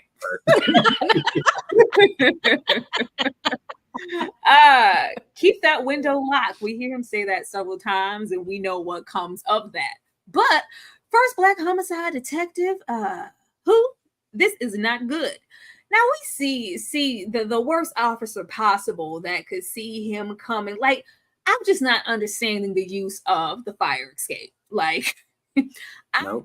Is it like more incriminating? Maybe this is blocked off behind something where he thinks it's gonna be the least opportunity for him to be noticed, and we're just not seeing the street view. That way, he isn't using the front door. But for me, the only reason this man is sitting down there and he is able to see him come out is because somebody told him who was there and what time they would be there. And the only person who might know that information is old Judith. I think Judith told this man to be here. D, what do you think? All roads lead to Judith. Now, I would be shocked if that wasn't the case. Now, we haven't seen Judith this episode, so I found that to be really interesting. But yeah, like who? I'm trying to really think in my mind, but I'm like, who would be the person to call attention to this? And we already knew it was coming. We just didn't know who or when. It was just a matter of time before somebody became aware of this situation. But I didn't know this would quite be the way, but it's not surprising at the same time. But Outside of Judith, I mean, well, I mean, Durst having a hand in this would be a massive reach. But if I'm going to throw something else out there, because he obviously has a real vendetta when it comes to Maddie. So who knows? Nikki, is it Judith's fault? The two characters that I'm gonna ride for is Stefan, because I'm in love with him, and Judy. I do not think Judy had anything. It's probably Milton. I think Milton is got sour grapes. Ain't that a Jewish phrase? Sour grapes? I don't know. But I think it could be Milton, but more than likely, I think this cop is just a creeper. I don't think anybody tipped him off. I think he's a creeper and he's stalking Maddie, and he just so happened to be out there to see this, because Officer Platt sneaks over there at night. They get it on and dry hump and then whatever the hell Ashley described as sex scene for a few hours. This has to be late night, like maybe right before the sun come up. I think he's just a creeper and he was out there stalking her, and he just so happened. I don't think anybody tipped him off, maybe because I just don't want Judy to be in it. Keep Judy's name out y'all mouth. She is innocent. But I think he was just a creeper and just sitting out there. But I also do feel like I need an aerial view of the apartment building, because I feel like it would make more sense for me to go out the front door. Like, I'm a cop. This is my beat. I could say I was in here doing a number of things. I think it's more suspect to be on a damn fire escape. Well, I thought that too, but I was also thinking that with the way that the apartment is structured and it being over the diner, is Maddie the only one who lives up there? I don't know. Ashley, is it Judith because she wanted the box? You know, I like that. I like it. She was starkly absent, like I believe Dee said. She wasn't there. You know what I mean? And I'm like, maybe she's bitter because they couldn't, bump pocketbooks anymore. I'd be here for that switch. I'd be here for Judith having a hand and being kind of diabolical. I think I would love that for the story. Wait, because old Milton, he was absent this episode too. Well, here's the thing. And I also, when y'all said Milton, I said, what about the son? What about Seth? He hates his mama. He hates her down bad. What if he's out here running his mouth about his mama in Negro land, as he stated last episode? Listen, at this point, they want to get caught. It's hard for me to think that detective would just all of a sudden be stalking Matt. Like, why? Again, I'm going to refer to Nikki's comment earlier. Like, there is not sunshine and gold between Maddie's dry legs. Like, there's no way that all of these people are fawning over her, climbing up fire escapes, sitting outside of her apartment at night. Like, it doesn't make, no slight to Natalie Portman. You're gorgeous in real life, but Maddie, I'm sorry, it ain't giving what needs to be gave, in my opinion, to have these people out here losing their mind. I actually think, okay, on another side of this, maybe he's just following Platt, right? Because he had something out for him. So maybe he's not stalking Maddie. Maybe he's watching Officer Platt, aka Daniel. I love it. Ashley said, ain't no sunshine, lollipops, and ain't nothing down there. Okay? I was just about to say what Ashley said, because I was about to say y'all looking at this all wrong. Now think about Mr. Officer here getting all these accolades. I'm solving cases. I'm bringing people in. I'm cracking this up. I'm doing all of it. People looking at me. I'm that guy right now, and you black. So what you think all these other officers are doing right now? Looking at him like, oh, okay, you're that guy. You're him now, because he's walking around like I'm him.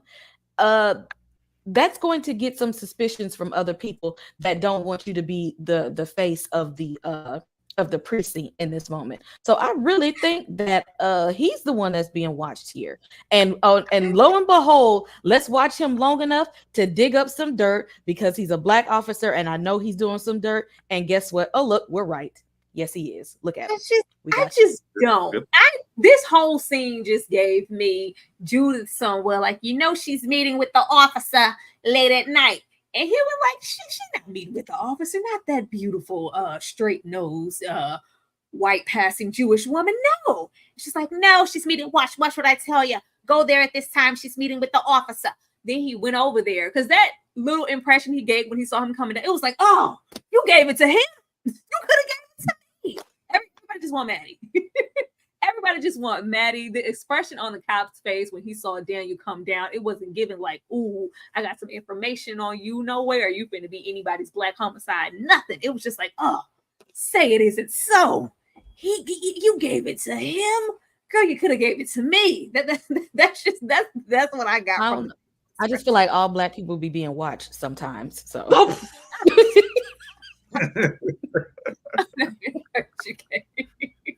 oh Lord. This whole scenario here. Neither of you spoke up for me. You don't give a damn about Tessie. And this is all self-serving to recapture your high school ambitions. Slapping an unbothered, sympathizing Seth. Child, when she slapped Seth with all her little might, and he was like, and what am I supposed to do with that information? Girl, and let me go see what's on the table, because you ain't at home to cook, and I'm hungry. Seth, I don't know what Seth is becoming, but I'm worried. I'm worried. The way Seth just took that on the chin, the way he be addressing and even talking to his mama, the way he thinks, this deep resentment, loss of innocence, still rolling over in that theme, that comparison that we're getting between her and Cleo. What y'all are doing to these sons is just diabolical at this point, and I'm worried about Seth. I just want him to be an honorable man and not catch nobody's in the future, because don't be taking them slaps on the chin like that. But the nerve of Maddie to be in here upset at the fact that nobody stuck up for me when Alan Durst came over to read me my rights about not only being here and needing to leave, but don't come in here perpetrating like you just doing this because you just care so much about Tessie and finding out. This is all self-serving like you've always been. Now, granted, the scene that we get with him and Maddie in the park just begs the question as to why he is able to even come over here in my face. The audacity, like, what kind of man are you in the first place? But we need more information on that. But what we got is clearly giving, if you don't give it to me, I'm going to take it. It felt very problematic in that park. But yeah, Maddie feels very, right with her straight hair.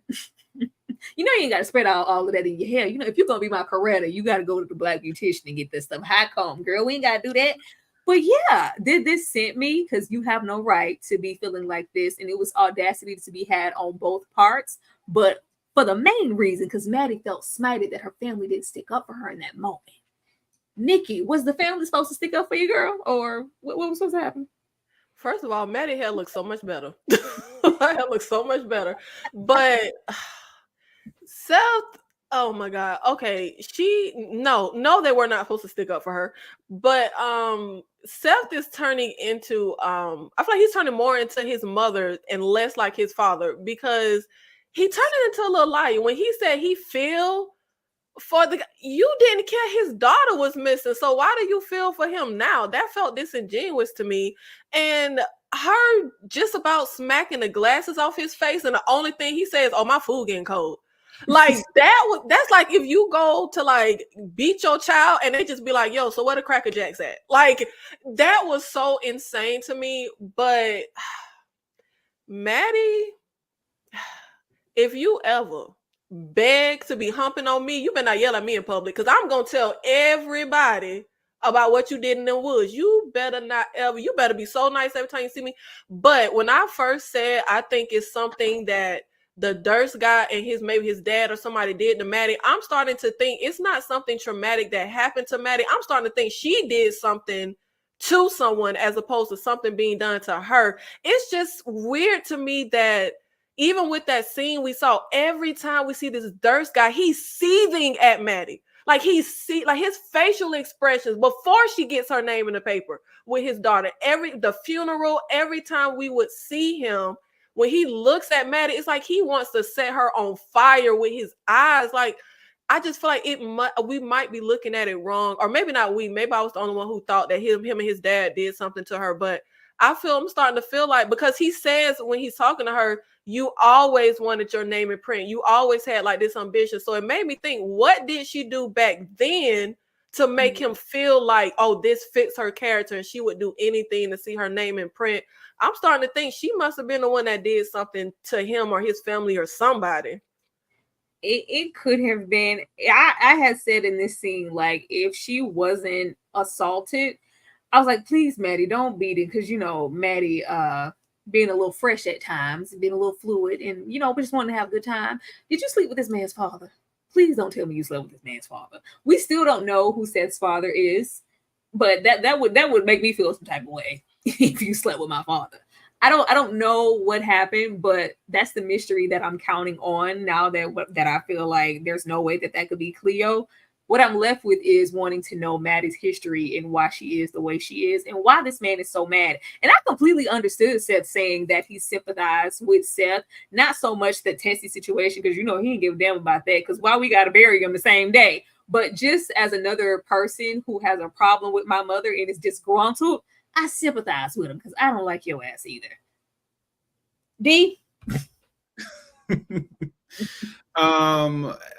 Yeah, I'm a little worried about Seth as well, because clearly his experiences, just from his awareness, and who knows how long that's been, like, his awareness, who knows how long that's been going on. But I feel like already something, I don't want to say this because I don't want this to be the case, but I'm worried that things might be tipping into like the makings of a potential sociopath, because it's just like the way he is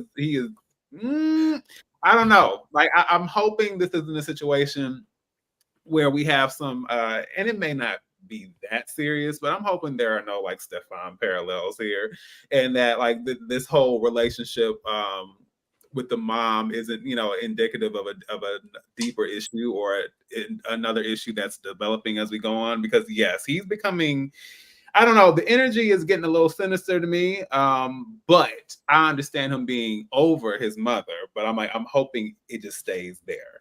I was cracking up at Maddie pulling up to Juanita's bump and curl to get her hair done. Like I was not really prepared for that. But it was funny because again, we see her life and Cleo's lives like crossing paths without actually, you know, physically them actually seeing each other. So I thought that was interesting as well. And I agree with Durst or Alan. The whole thing with him, I need more. And there's a lot, of course, where we're going to discover as far as the mystery, but that has been the one that has just been, you know, gnawing at me so much. I'm just like, what is it we don't know? And I'm like, how much of this, you know, hubris you have, how much of that is justified versus you being, you know, like having this sense of arrogance or this sense of dominance or this sense of aggression because of, you know, like whatever else. I want to know. I really do. Okay. Yeah, it has to be something that happened between them, because although he did lose a child, the anger that he displayed before her, like that's like old and new. Like he just like really laid into her, like, I don't want to see you. You need to get, like, I don't even want you in my face. I don't want to hear your name. None of that. Like you had to dig up something old for you to have that kind of animosity towards somebody. And there she goes, sitting up there looking at the blank stare, looking like, well, I don't know. What did I do? Trying to pretend to be innocent in front of everybody, and then displacing her anger that she has for him onto her own child. She is a hot mess, and she's unraveling around everybody who's supposed to be in her inner circle. That's why she got to go live over there with the black people, because see, she don't want them to see how she's unraveling and how her whole life is blowing up right in front of her face. And see, they see it because they know her. She had to go be around some people that don't know how shady she really is. Oh, Ashley? Cleo said it now, and I'm gonna listen to my good sis, because she said this back when she had some sense in her narration. She said, Maddie, you want to tell everybody's story but your own. My thing is, if this predator comes up to me, and I don't care if it's at Hanukkah service, I don't care if it's at Tessie's memoriam, whatever, you would never speak to me like this unless there's something else going on behind the surface, right? So here's the thing I also, guys, want you to remember. Back, I believe in episode 1, we see a flashback of Maddie, right? And she and who, it seems like it's Alan. They're cleaning up some sort of blood. Maddie is sinister. She has done something sinister. I've said it all along. I'm a stand beside it. She did something very, very wrong. Is he a predator? Yeah, I still think Alan is a terrible human being for whatever reason, not just this outburst. But if Maddie has been the Maddie that we see now, she is still a master manipulator. She did use Tessie's story. And like Alan even says, you've always wanted your name in print, Maddie. Like she has always wanted this. I think Tessie is just a vehicle, but I also agree with Kay. This isn't an anger just about his child. This runs deep. So I don't know what she said after their romp in the woods. I don't know if she said something, because right now she's not saying anything. This is the most quiet we've ever seen Maddie in a situation. And I don't know. Do an expose on Alan, because I'm with Nikki. If he did this to me, I'm airing you out in front of all of the community in this year's services. I'm going to tell it all. How dare you talk to me after what you did to me in them woods 20, 30 years ago, or however long it was. But yeah, I'm interested to see what her story is, because I think she was up to no good. She did something terrible, and he either witnessed it or it affected him in some way. It could have been that no good daddy of his. I see the comments. Alan got up and she said, "That's why I slept with your father." Then he walked off, and then they never let that go again. Let me see. I'm gonna come to Kay. Kay, what is Officer Platt's full name? A, Freddie Platt, B, Freddie Platt, C, Frida Platt, or D, Freddie Platt? Is A and D the same thing? I need an answer, Kay.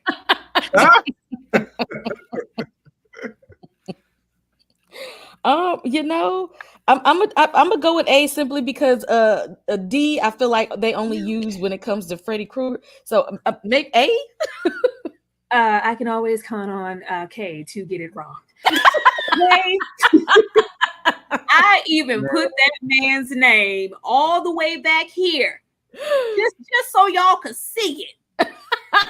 That is his name, because I thought it was such a peculiar name. I've never really heard Ferdy for somebody's name, and they made it a point to say his name a lot in this episode. He wasn't just Platt or Officer Platt; he was Ferdy in this episode. But no, Kay, it is B. Ferdy. Look, that's what happened when you watch stuff at 1 o'clock in the morning. It's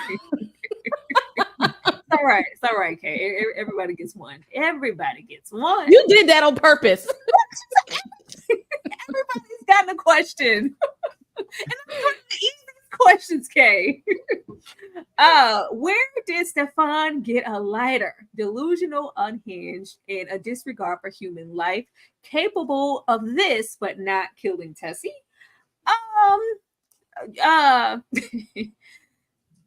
I like the dimension of Stefan's character, because there's clearly some depth and intellectual there, and some intelligence. But this here, this diabolical stuff, this poor man in this old school 60s polyester fleece Christmas suit, this Santa suit, and then set this man on fire as his route to get closer to the love of his life and his mind, old Maddie. Actually, I'm gonna come to you, because you and Nikki, y'all be riding for old Stefan here. We could do this, but he didn't kill Tessie. You don't think he didn't kill? I don't think he unalived that baby. I do not think he did it. Free him, and he freed himself, because at the end of the day, check these people. Listen, check these people. You got him in this insane asylum. You need to be checking them books. You need to be checking to see what he's got in his hands. Why does he have a lighter? I mean, he got good sense. He lit him up and walked out the door. He said, he actually looked back to survey the bedlam and chaos that he caused, stuck his foot out, took his time, and walked out, and ended up in Maddie's apartment. Listen, you play stupid games, you win dumb prizes. It's just not attempted murder. Sorry to this man. He did what he had to do to get out. I'm not and have the conversation that needed to be had. It's an insane asylum. He's unhinged. I never said he's not unhinged. He's burning Maddie's picture right there. But I think it's too on the nose for him to be the actual unaliver of Tessie. I don't think he did it. I don't. He did this man, so he's gonna be, locked up or gas chambered or whatever. But I don't think he took out Tessie. I don't. So if he didn't take out Tessie, I would love to know who you think did take out Tessie. Oh my goodness. It could be that weird detective. It could have been Reggie. It could have been somebody we know. It could be somebody we haven't even met yet. Just a gross predator in the area. But for whatever reason, I just don't feel like Stefan did it. I don't. I didn't either until he started setting folks on fire. Nikki, you be riding for Stefan too. What's happening here? I think there's a method to the madness. I think, look where they are. This person he lit on fire probably be abusing them people in there, abusing his power. And I'm riding with Stefan. He is illuminating. I'm so obsessed with him. When they was dragging him out of that water after he baptized himself, that was a glorious scene. That scene was so amazing. But I think Stefan is gonna outlive everybody. I think Stefan got more marbles in his head than Cleo and Maddie and Reggie and everybody, and he gonna outlive them all. And I thought this break scene was really good. Like Ashley said, when he is literally just calmly, smoothly, coolly, slowly walking to, and I was sitting here like, baby, you gonna let the door close? He's sitting here like, you know what? I got time. Like, I'm finna look back, see, stick my foot out. I'm just like, but I was confused, and I'm glad you put on the slide, where did Stefan get the lighter? I thought I missed something, because I was like, baby, who gave him a lighter? Like, how in the world do you get a lighter in this place? I don't know where that came from. But again, that's why I think it's a method to the madness, because them guards and all the orderlies and the people that be in these places like this, they do not be on the up and up. They be abusing these patients. So I'm not putting nothing past whatever ghetto Santa Claus did. Y'all just gonna put abuse allegations on these poor guys. We didn't see a thing. we didn't see one thing. Now I see, because that's what I thought too. I really did not think that it was him, and I thought more so that we would be leaning towards somebody else or Reggie, but we haven't seen anybody else, and I just haven't collectively seen anything that would put Reggie in any position to where he would have to kill Tessie. Like, but y'all gonna make excuses for this man. I can't believe y'all. Okay. Nikki, we're gonna have a conversation later about your attraction to him. That will be a whole nother. We may have to do a random live for that when y'all hit the notification bell. This deserves a conversation. But although I told y'all he ain't wrapped too tight, he been experimented on. He be doing some weird stuff with them fish. I have worked in a mental hospital, and Santa has never came there. So I'm pretty sure he was triggered in some type of way. Why are you in there with a Santa suit? It is beyond me. Why would you go in there like that? Why would you wear something so flammable? Something with loose hanging fabric. They could have snatched you with that. That's something about that don't even sit right with me. I believe that he's a little demented, but does he give like serial killer, snatch up children and how can y'all do this? Okay, it's different types of crazy. Okay, it's different types of crazy. Absolutely not. With what we get here and the way he came at Maddie in that apartment, we're gonna say he's not capable of killing a child. He didn't kill Maddie. He didn't hurt Maddie either. He didn't even try to hurt her. He thought that they was gonna be together. She saw him the pictures while he in the lockup, and he thought that they was gonna be together. He said, "I'm getting out of here. I'm breaking out because I'm gonna go see my woman. She came to visit me. She sent me letters and all this kind of stuff." He was trying to go have a relationship with her. He wasn't with trying to hurt pictures. her. With pictures. The way this whole situation could have went left, but it didn't. But it didn't. Like he went and played hopscotch with Maddie and left. He was trying to lay up. He did not attack Maddie. Hold on now. He did not attack Maddie. If you are coming into my apartment and I did not let you in, you ain't Officer Platt. You broke in here, even though the window was probably open. You broke in here You came at me, Maddie, all on the floor, scared for her life. Maddie, first of all, put herself in this situation, but that makes no excuse as for him being in here and pursuing her the way that he did. I didn't know what he was going to do to Maddie. Then he was trying to come lay up. That's what he was trying to do. He didn't come there to attack her. He said, my girlfriend came to visit me. She brought me pictures. She came to, ain't nobody even came into my mom. Mama ain't even came in here to talk to me. And she did. So what I'm going to do is I'm going to come on out of here and me and her can be together. Because she see we locked in. He thought they was locked in. She listened to my story. Don't nobody listen to me but them fish. And the first human that listened to him, he had to go and seek out. He thought he had a little girlfriend.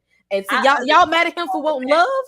Getting into the conversation there where they're speaking on forgiveness and say, you know, do you want forgiveness, Maddie? Matter of fact, do you forgive me? All of that little banter in there, and also him calling her out in the beginning.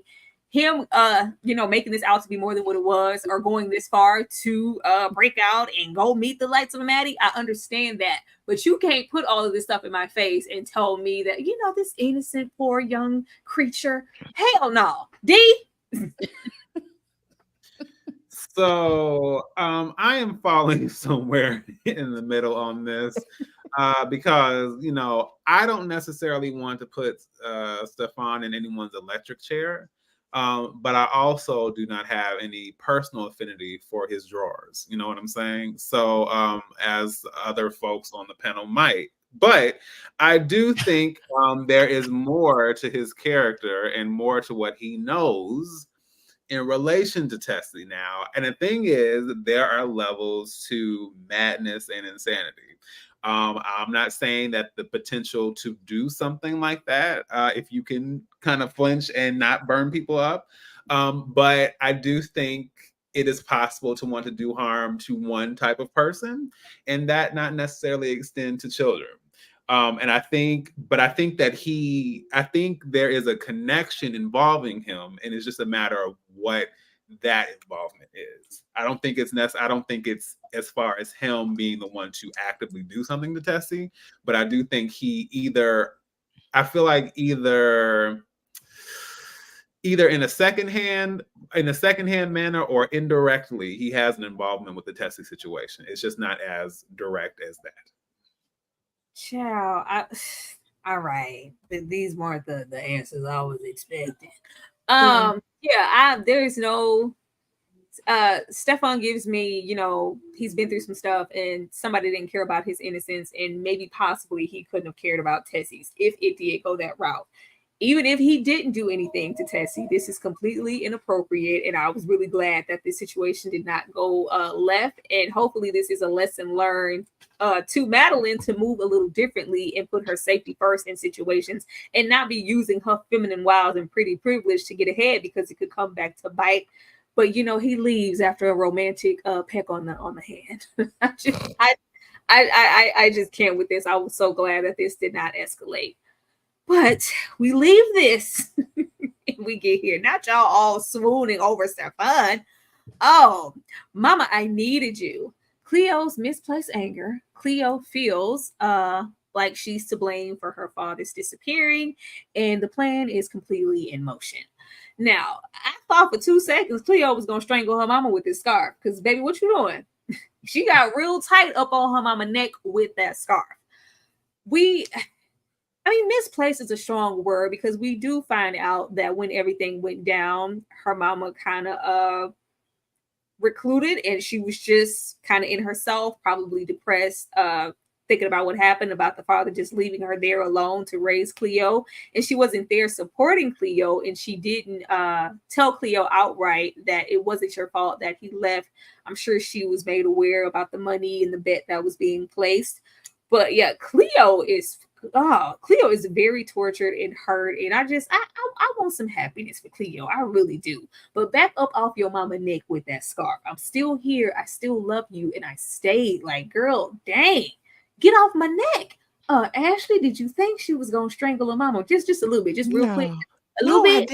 I didn't. And people were in the comments for the recap saying the same thing. I didn't see that. I saw Cleo as just hurt, and I saw this as Cleo's goodbye. Right? She's making her rounds, and she's saying goodbye, but she's also telling her mama some of the things she's been wanting to say her whole life. Like, I needed you to tell me it wasn't my fault. I felt like you blamed me. You know what I mean? I was, taking care of myself for all that time. You were in your bedroom, sleep or doing whatever you were doing, and I needed you. I actually really liked this moment, and I also liked the awareness that the mama had. Baby, what's wrong? Talk to me about it. I know that there's something deeper than that, right? When Slappy comes with his weird macaroni and cheese, which I thought was so strange. These wounds run deep. These father issues, these mother wounds that people have, they last well into adulthood, especially if they're unaddressed. What made me most sad, though, about this wasn't necessarily the goodbye. And while I feel some sympathy for Cleo, who I really feel for are these babies. I feel like she did not leave a plan for them.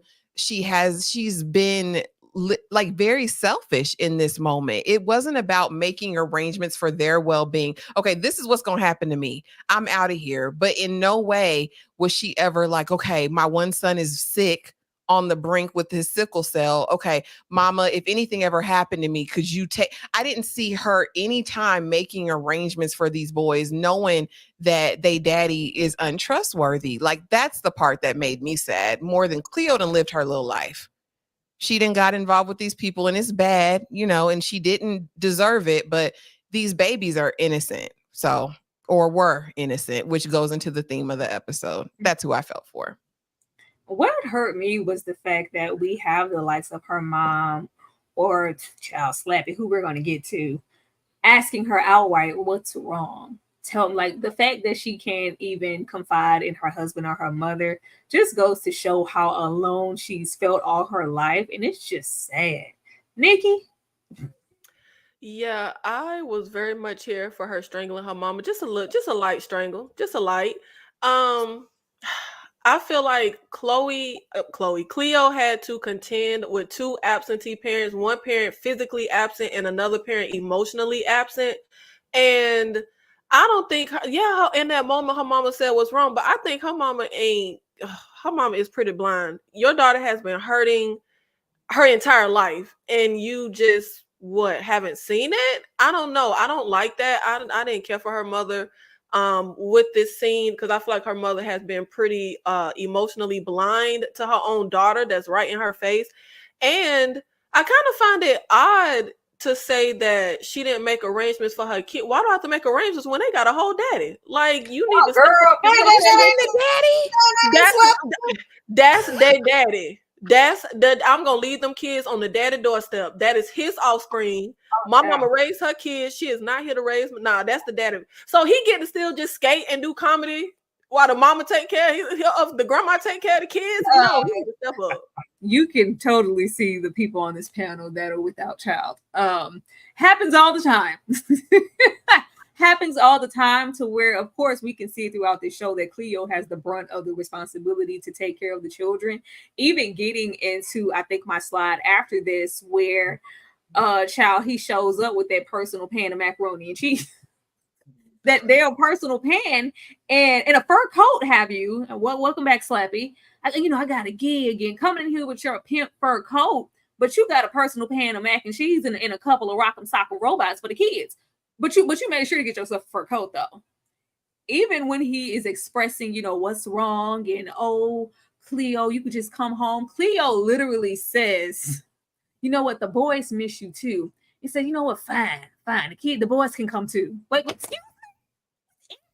Reggie, fine. He literally says, all right, fine. He asked Cleo to come home. I miss you. Don't you miss this? Don't you miss us? You look good, girl. There's some cookies in my pocket. Remember I bought you them panties that one time? I want you to come home. Well, no, the boys miss you too. Well, what about them? Yeah, I guess they can come. Yeah, all right, fine. They can come. He literally said, fine, they can come too. This is not the man that you leave your kids with. Well, that's the man she had the kids with. Yeah, when does Slappy have to step up and actually be a father? Even after Chloe leave and disappear, he still ain't got to step up and parent his kids. I always thought, like, I'm really going to throw Cleo on the ground. I swear I thought Cleo was going to take them boys. I thought, if nothing else, Cleo was going to take her boys. If we are really going to go down the trifling path like our father and disappear and leave our kids, Oh, girl, you're over. Okay? It's always this picture from Goosebumps that keep me every time. Puppet he is, Slappy. he said he got a gig. He ain't say he got like a real job, a career, a retirement plan, 401k, 40 hours a week, regular hours, none of that. A gig means what you get on stage on the weekends. Is it a one-time thing? Did they pay you up front? Is this a normal thing? She didn't even ask questions about the gig. This is the man that you're leaving your kids with him, and you didn't get no details about the job. You just, I got a gig, and he came in there with this coat trying to look all fly because he'd been looking raggedy for a while. And that's all the information that you need, Cleo, to leave the children there. Now you know you got to do better than that, ma'am.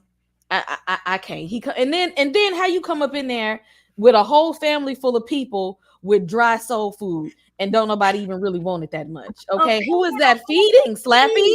What are you? Baby, this is the 60s and you got a fresh check. Everybody know you're supposed to bring a fresh honey ham. What you come exactly? You bring home exactly the whole hog, the whole turkey. He is so immature. So, you know what, Slappy? That picture is actually, I would trust the Slappy dummy over him at this point.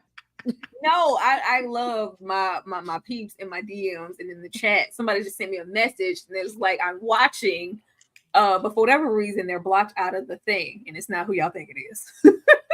But they said with the person on the roof with the syringe, overdose, how do we know that that isn't the person that has put that blue coat put on them, and that's who we threw in pretending that it's Cleo and it's not Dora or the beautician. It could be that person too. Well, that was a man.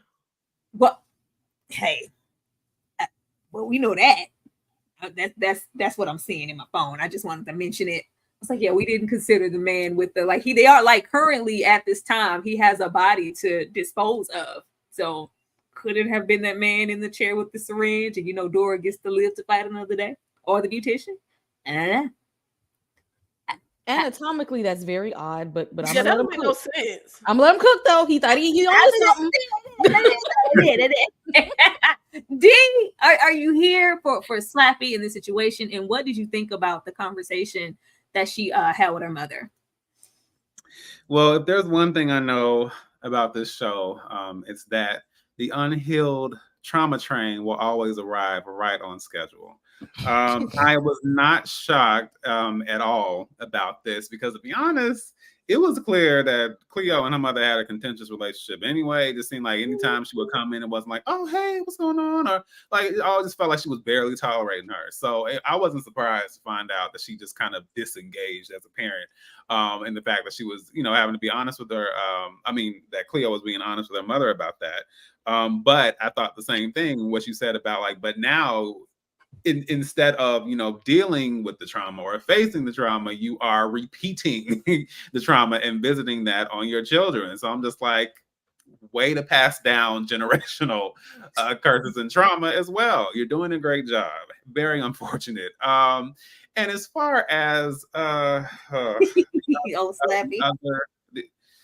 You know what? I'll just keep it simple. Slappy is a crappy pappy. Done. The end. Put it on a t-shirt. Slappy is a crappy pappy. Oh, crappy, terrible. When he said, fine, the kids can come, they can come. Are you gonna come? Because if you can't come, then the boys can't either. Trash. This fur coat, this pimp fur coat just took the cake for me. How dare you walk in here with this in this dry pan of mac and cheese? Boy, where's the ham?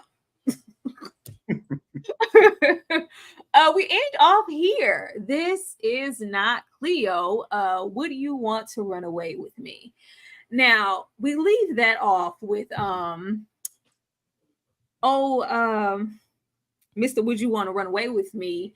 Clearly, either somebody called or Maddie called because they are instantly on Stefan's tail and they are able to harass him. As soon as they ran up on him, and we know all of what he's done, I was like, they would have shot a brother, but that was probably just me.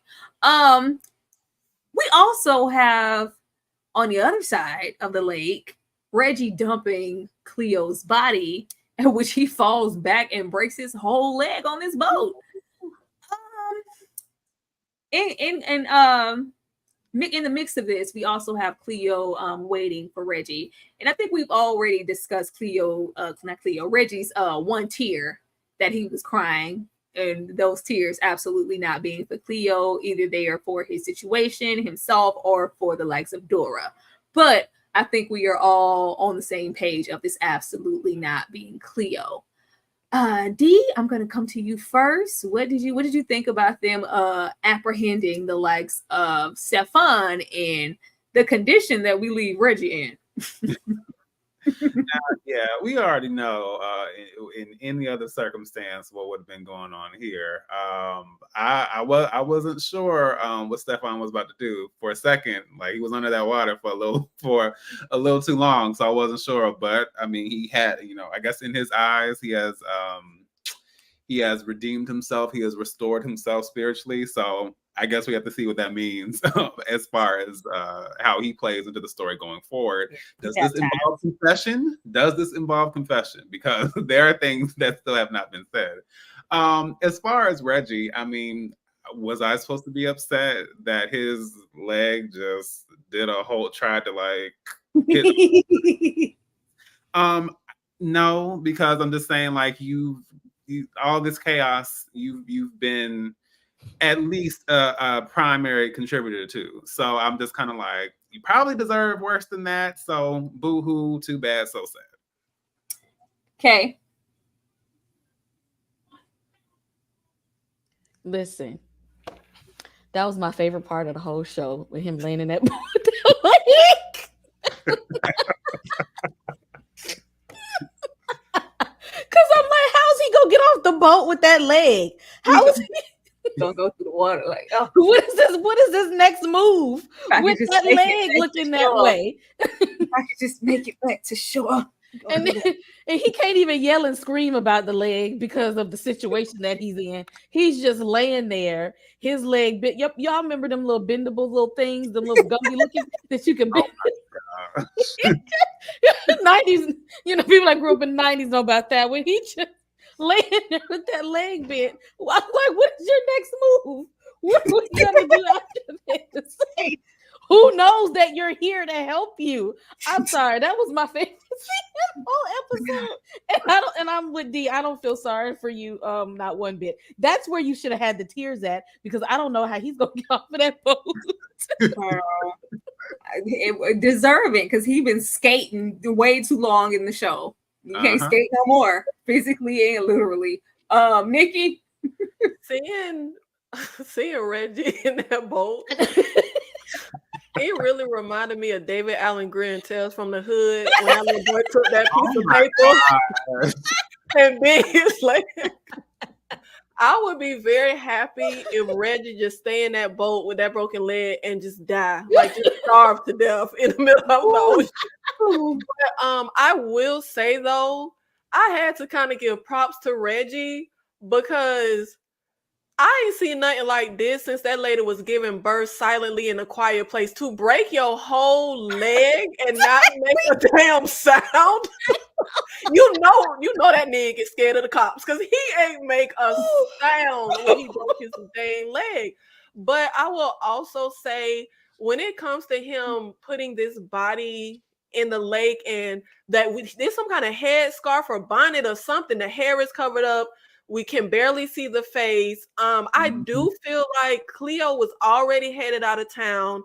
I don't think Reggie would cry over Cleo, but I don't think he wants to kill her. So I could see Reggie very much either using some random woman we've never seen body, Dora, or whoever. I definitely don't think it was the man on the roof, because that wouldn't make sense. If the point of putting the blue coat on, I would think, is so that the cops can think this is the girl, the black woman that they've been looking for. So I don't think it would make sense for it to be a man.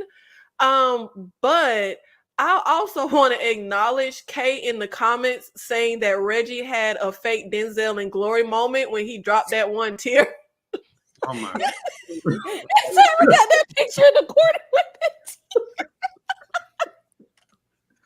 Wow. Maybe. Ashley. Yeah. It tickled me too. I felt like though Reggie looked like a chalk outline. And I was like, is this what we're going to see later on? That's what it gave for me personally. But I did think that this scene was interesting. And throughout the show, this episode, we saw a lot of moments where you notice audibly how the tempo changed drastically. And this was one of those moments when we saw Stefan running through the woods. It was such a juxtaposition to like blackness and whiteness. And it almost made me think of runaway slaves, right? So when he gets there and talking about the slavery of sin and oppression, and this is his new life after being baptized, I do want to know more about Stefan's story. I still don't think he's guilty though. But as far as it not being Cleo, it's not her. I don't know if he found somebody on the street. I'm inclined to think it's Dora. He found Dora OD'd, right? Because Cleo said that she wasn't going to go with her. Dora felt like she had no way out. This was the end of her rope. And so he's mourning Dora in this moment and like, okay, I'm going to help Cleo get out. But I definitely don't believe that is Cleo that he's dumping. And just to kind of go back just a tad bit, I wouldn't trust Slappy with a gerbil, with a goldfish. I don't care if he made them kids with her. Ain't no way. She needed to make arrangements. He's unreliable. Also, and this is a question for the panel for you guys, is this whole series the case of an unreliable narrator? Does Cleo have something out against Maddie and is painting her this way? Or do y'all think that this is the truth of it all that we're getting? I don't believe nothing at this point from Cleo or Maddie. I think they both in the same raggedy boat. Them three mice in that boat, it was that beautician, Maddie, and Cleo. Like, absolutely not. Both of them are very unreliable at this point. But Maddie more so than Cleo, because I don't believe nothing Maddie say. I'm with Seth. I sympathize. Yeah, I said on a previous episode that I don't know how much we can rely on the narration, the flashbacks. I just feel like it's Apple TV. They did the changeling. I don't trust nothing they showing us. Like, I ain't gonna believe it till it play out. Oh Lord. All right, last question here before we end it off. Coming over here to Ashley. What kind of pie did Maddie take to work to schmooze the boss? Key lime pie, Boston cream pie, lemon meringue pie, or Miss Minnie's special pie? Girl, now listen here. You would give me the question that I don't have no clue about. But just based on the way you impersonate Maddie in that accent, I'm going to say Boston cream pie. B, but I don't know. So you think it was Boston? It was Boston cream pie. It was not. It was C, lemon meringue. Oh. You little Jeopardy. Right. It was not. It was not that. But everybody gets one. Well, we did well. I love these questions. I just knew you was gonna have an answer. I thought I was too. I had to answer to all the other ones. I ain't know this one. Boston cream pie. No, it was that good old that Bob was like, I'm gonna take that. She's like, yeah, I don't trust you with that pie. But yeah, you trusted him enough to get on your knees in front of all these people in this office and tie his shoes. Ending off the episode. What do I think is coming next in episode 5? Like, we better not see Cleo lingering and be more. If she ain't en route somewhere, because that's definitely not her. They better not just skate from Reggie being out of that situation. I really want to see how he gets up and moves that leg and pedals his way to freedom. I want to know how he gets himself out of that situation. The whole situation with Maddie, I want to see the aftermath of her encounter with Stefan. I want to see what happens to Stefan in Old Ferdy. I want to know if he's gonna have some problems in the workplace, because we saw you, bruh. That's pretty much what I'm looking forward to. D, what about you? I am just ready for the receipt. I know I've been saying that continuously. Like, I need receipts on Maddie and Alan Durst. I need the history. I know we still have, we have 3 more episodes after this one, but I'm just like, I need to know. I hope they don't save it for like the last 2 or the last one. But I'm just like, that has been killing me. And I agree. Like, I need to like see Reggie like in full struggle mode, like getting crawling and struggling and clawing his way to the shore, I'm here for that as well. Okay. You know what? I don't even want to guess. I'm just gonna go to the book because see, they about to get on my nerves, and I need to know. I need this Platt relationship to be over. I need to know. I need to know what's gonna happen with him. I need to know how Reggie gonna get off this boat. I'm just gonna have to go to the book on this one.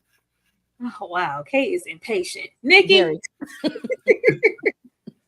I feel like what's next in episode 5 is that instead of all the expectation and responsibility being on Cleo to take care of the kids, finally it will be on Slappy. If you just leave Slappy in that apartment with them kids and it ain't nobody to take care of him but Slappy, and he has no choice but to finally be a parent, I want Slappy to have to finally not be able to skate and out of his responsibility and take care of the kids that he made, as opposed to it having to be on Cleo's shoulder. Cleo got to worry about living life and not being dead.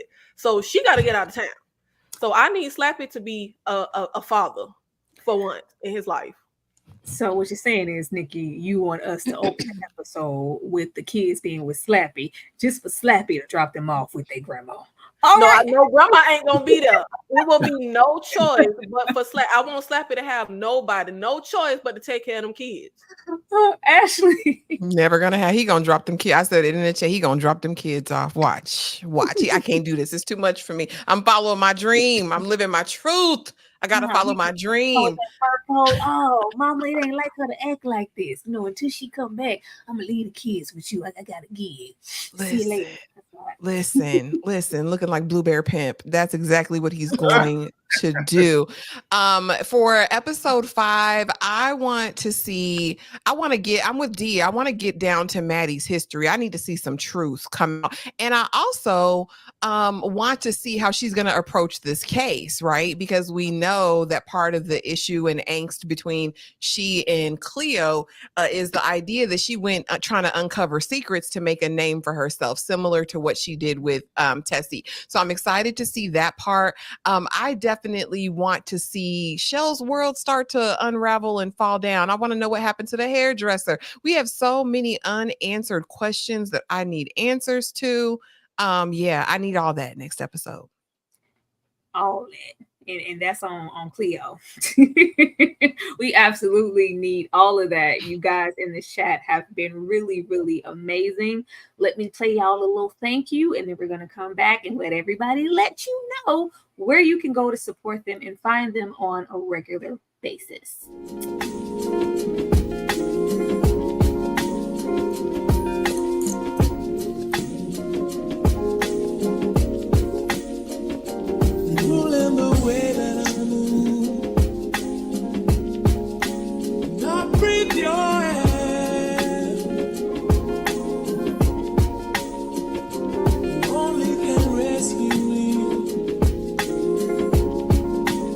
This is my prayer.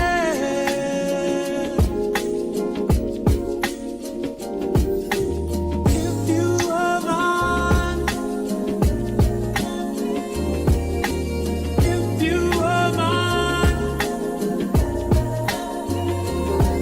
I wouldn't want to go to heaven. Cherish the days, won't go astray. All right.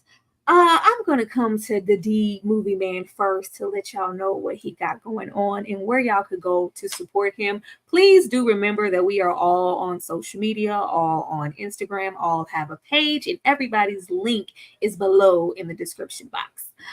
Go ahead, D.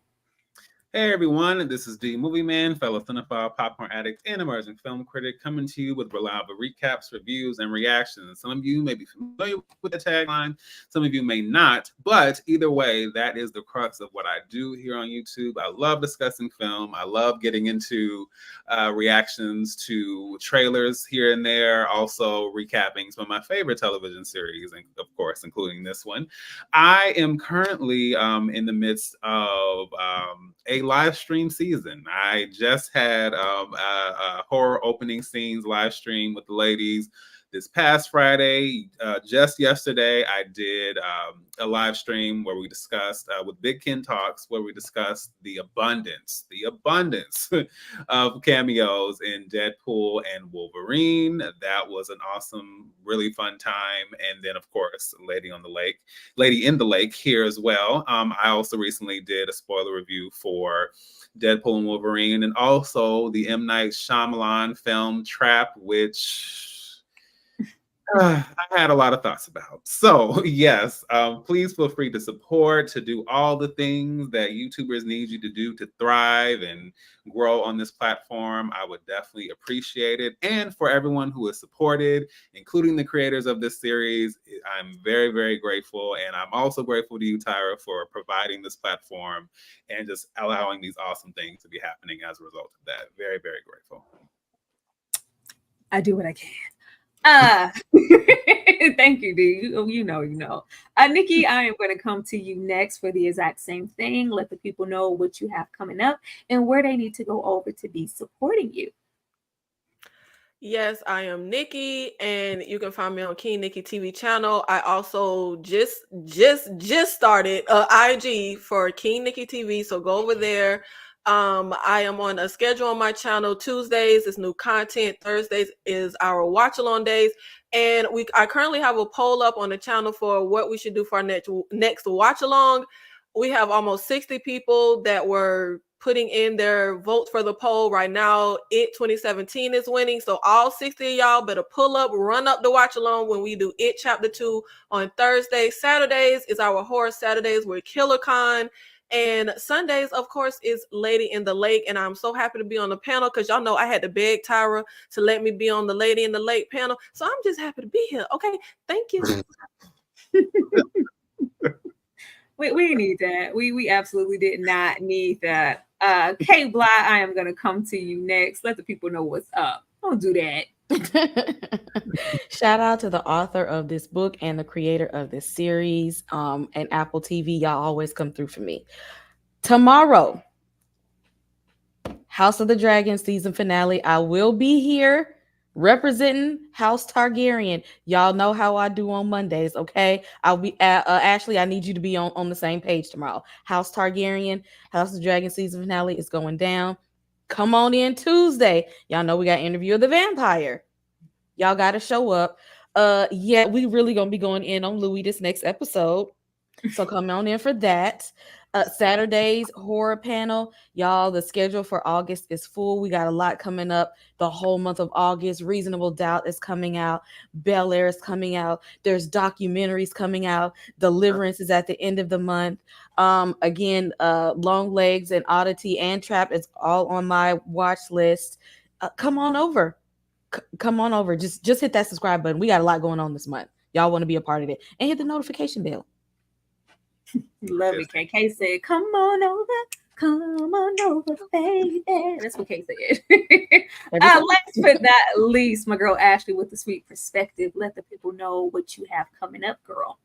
Y'all, everything, and y'all done heard it because Kay capped it all. The only addition is be on the lookout for some new content this week. So make sure you hit the notification bell. Make sure you're subscribed to everyone's platform because we're getting into some reality TV. The Braxtons will be back out. We'll definitely be talking about that, and Love is Blind UK, y'all. So if y'all are into reality, that's coming in addition to all of our weekly scheduled lives. But Tyra, thank you so much for hosting, and y'all be sure to subscribe to all of these beautiful people on the panels pages. Support, show love, go follow them on all the socials. We appreciate y'all. Thank you for being here. We do, and you know that this is a team effort. I'm nothing without my community. We will definitely be back here every Sunday moving forward to discuss Lady in the Lake, and we hope to see you here. And we hope you bring a +1. You know, there's no exclusivity over here. You can bring a friend. You can bring another friend. You can bring 6 people if you want. You can sit here if you want. You can bring whoever you want to, and we will be here to entertain you. But we will definitely see you guys Tuesday as far as I am concerned. And y'all have a good night. I know.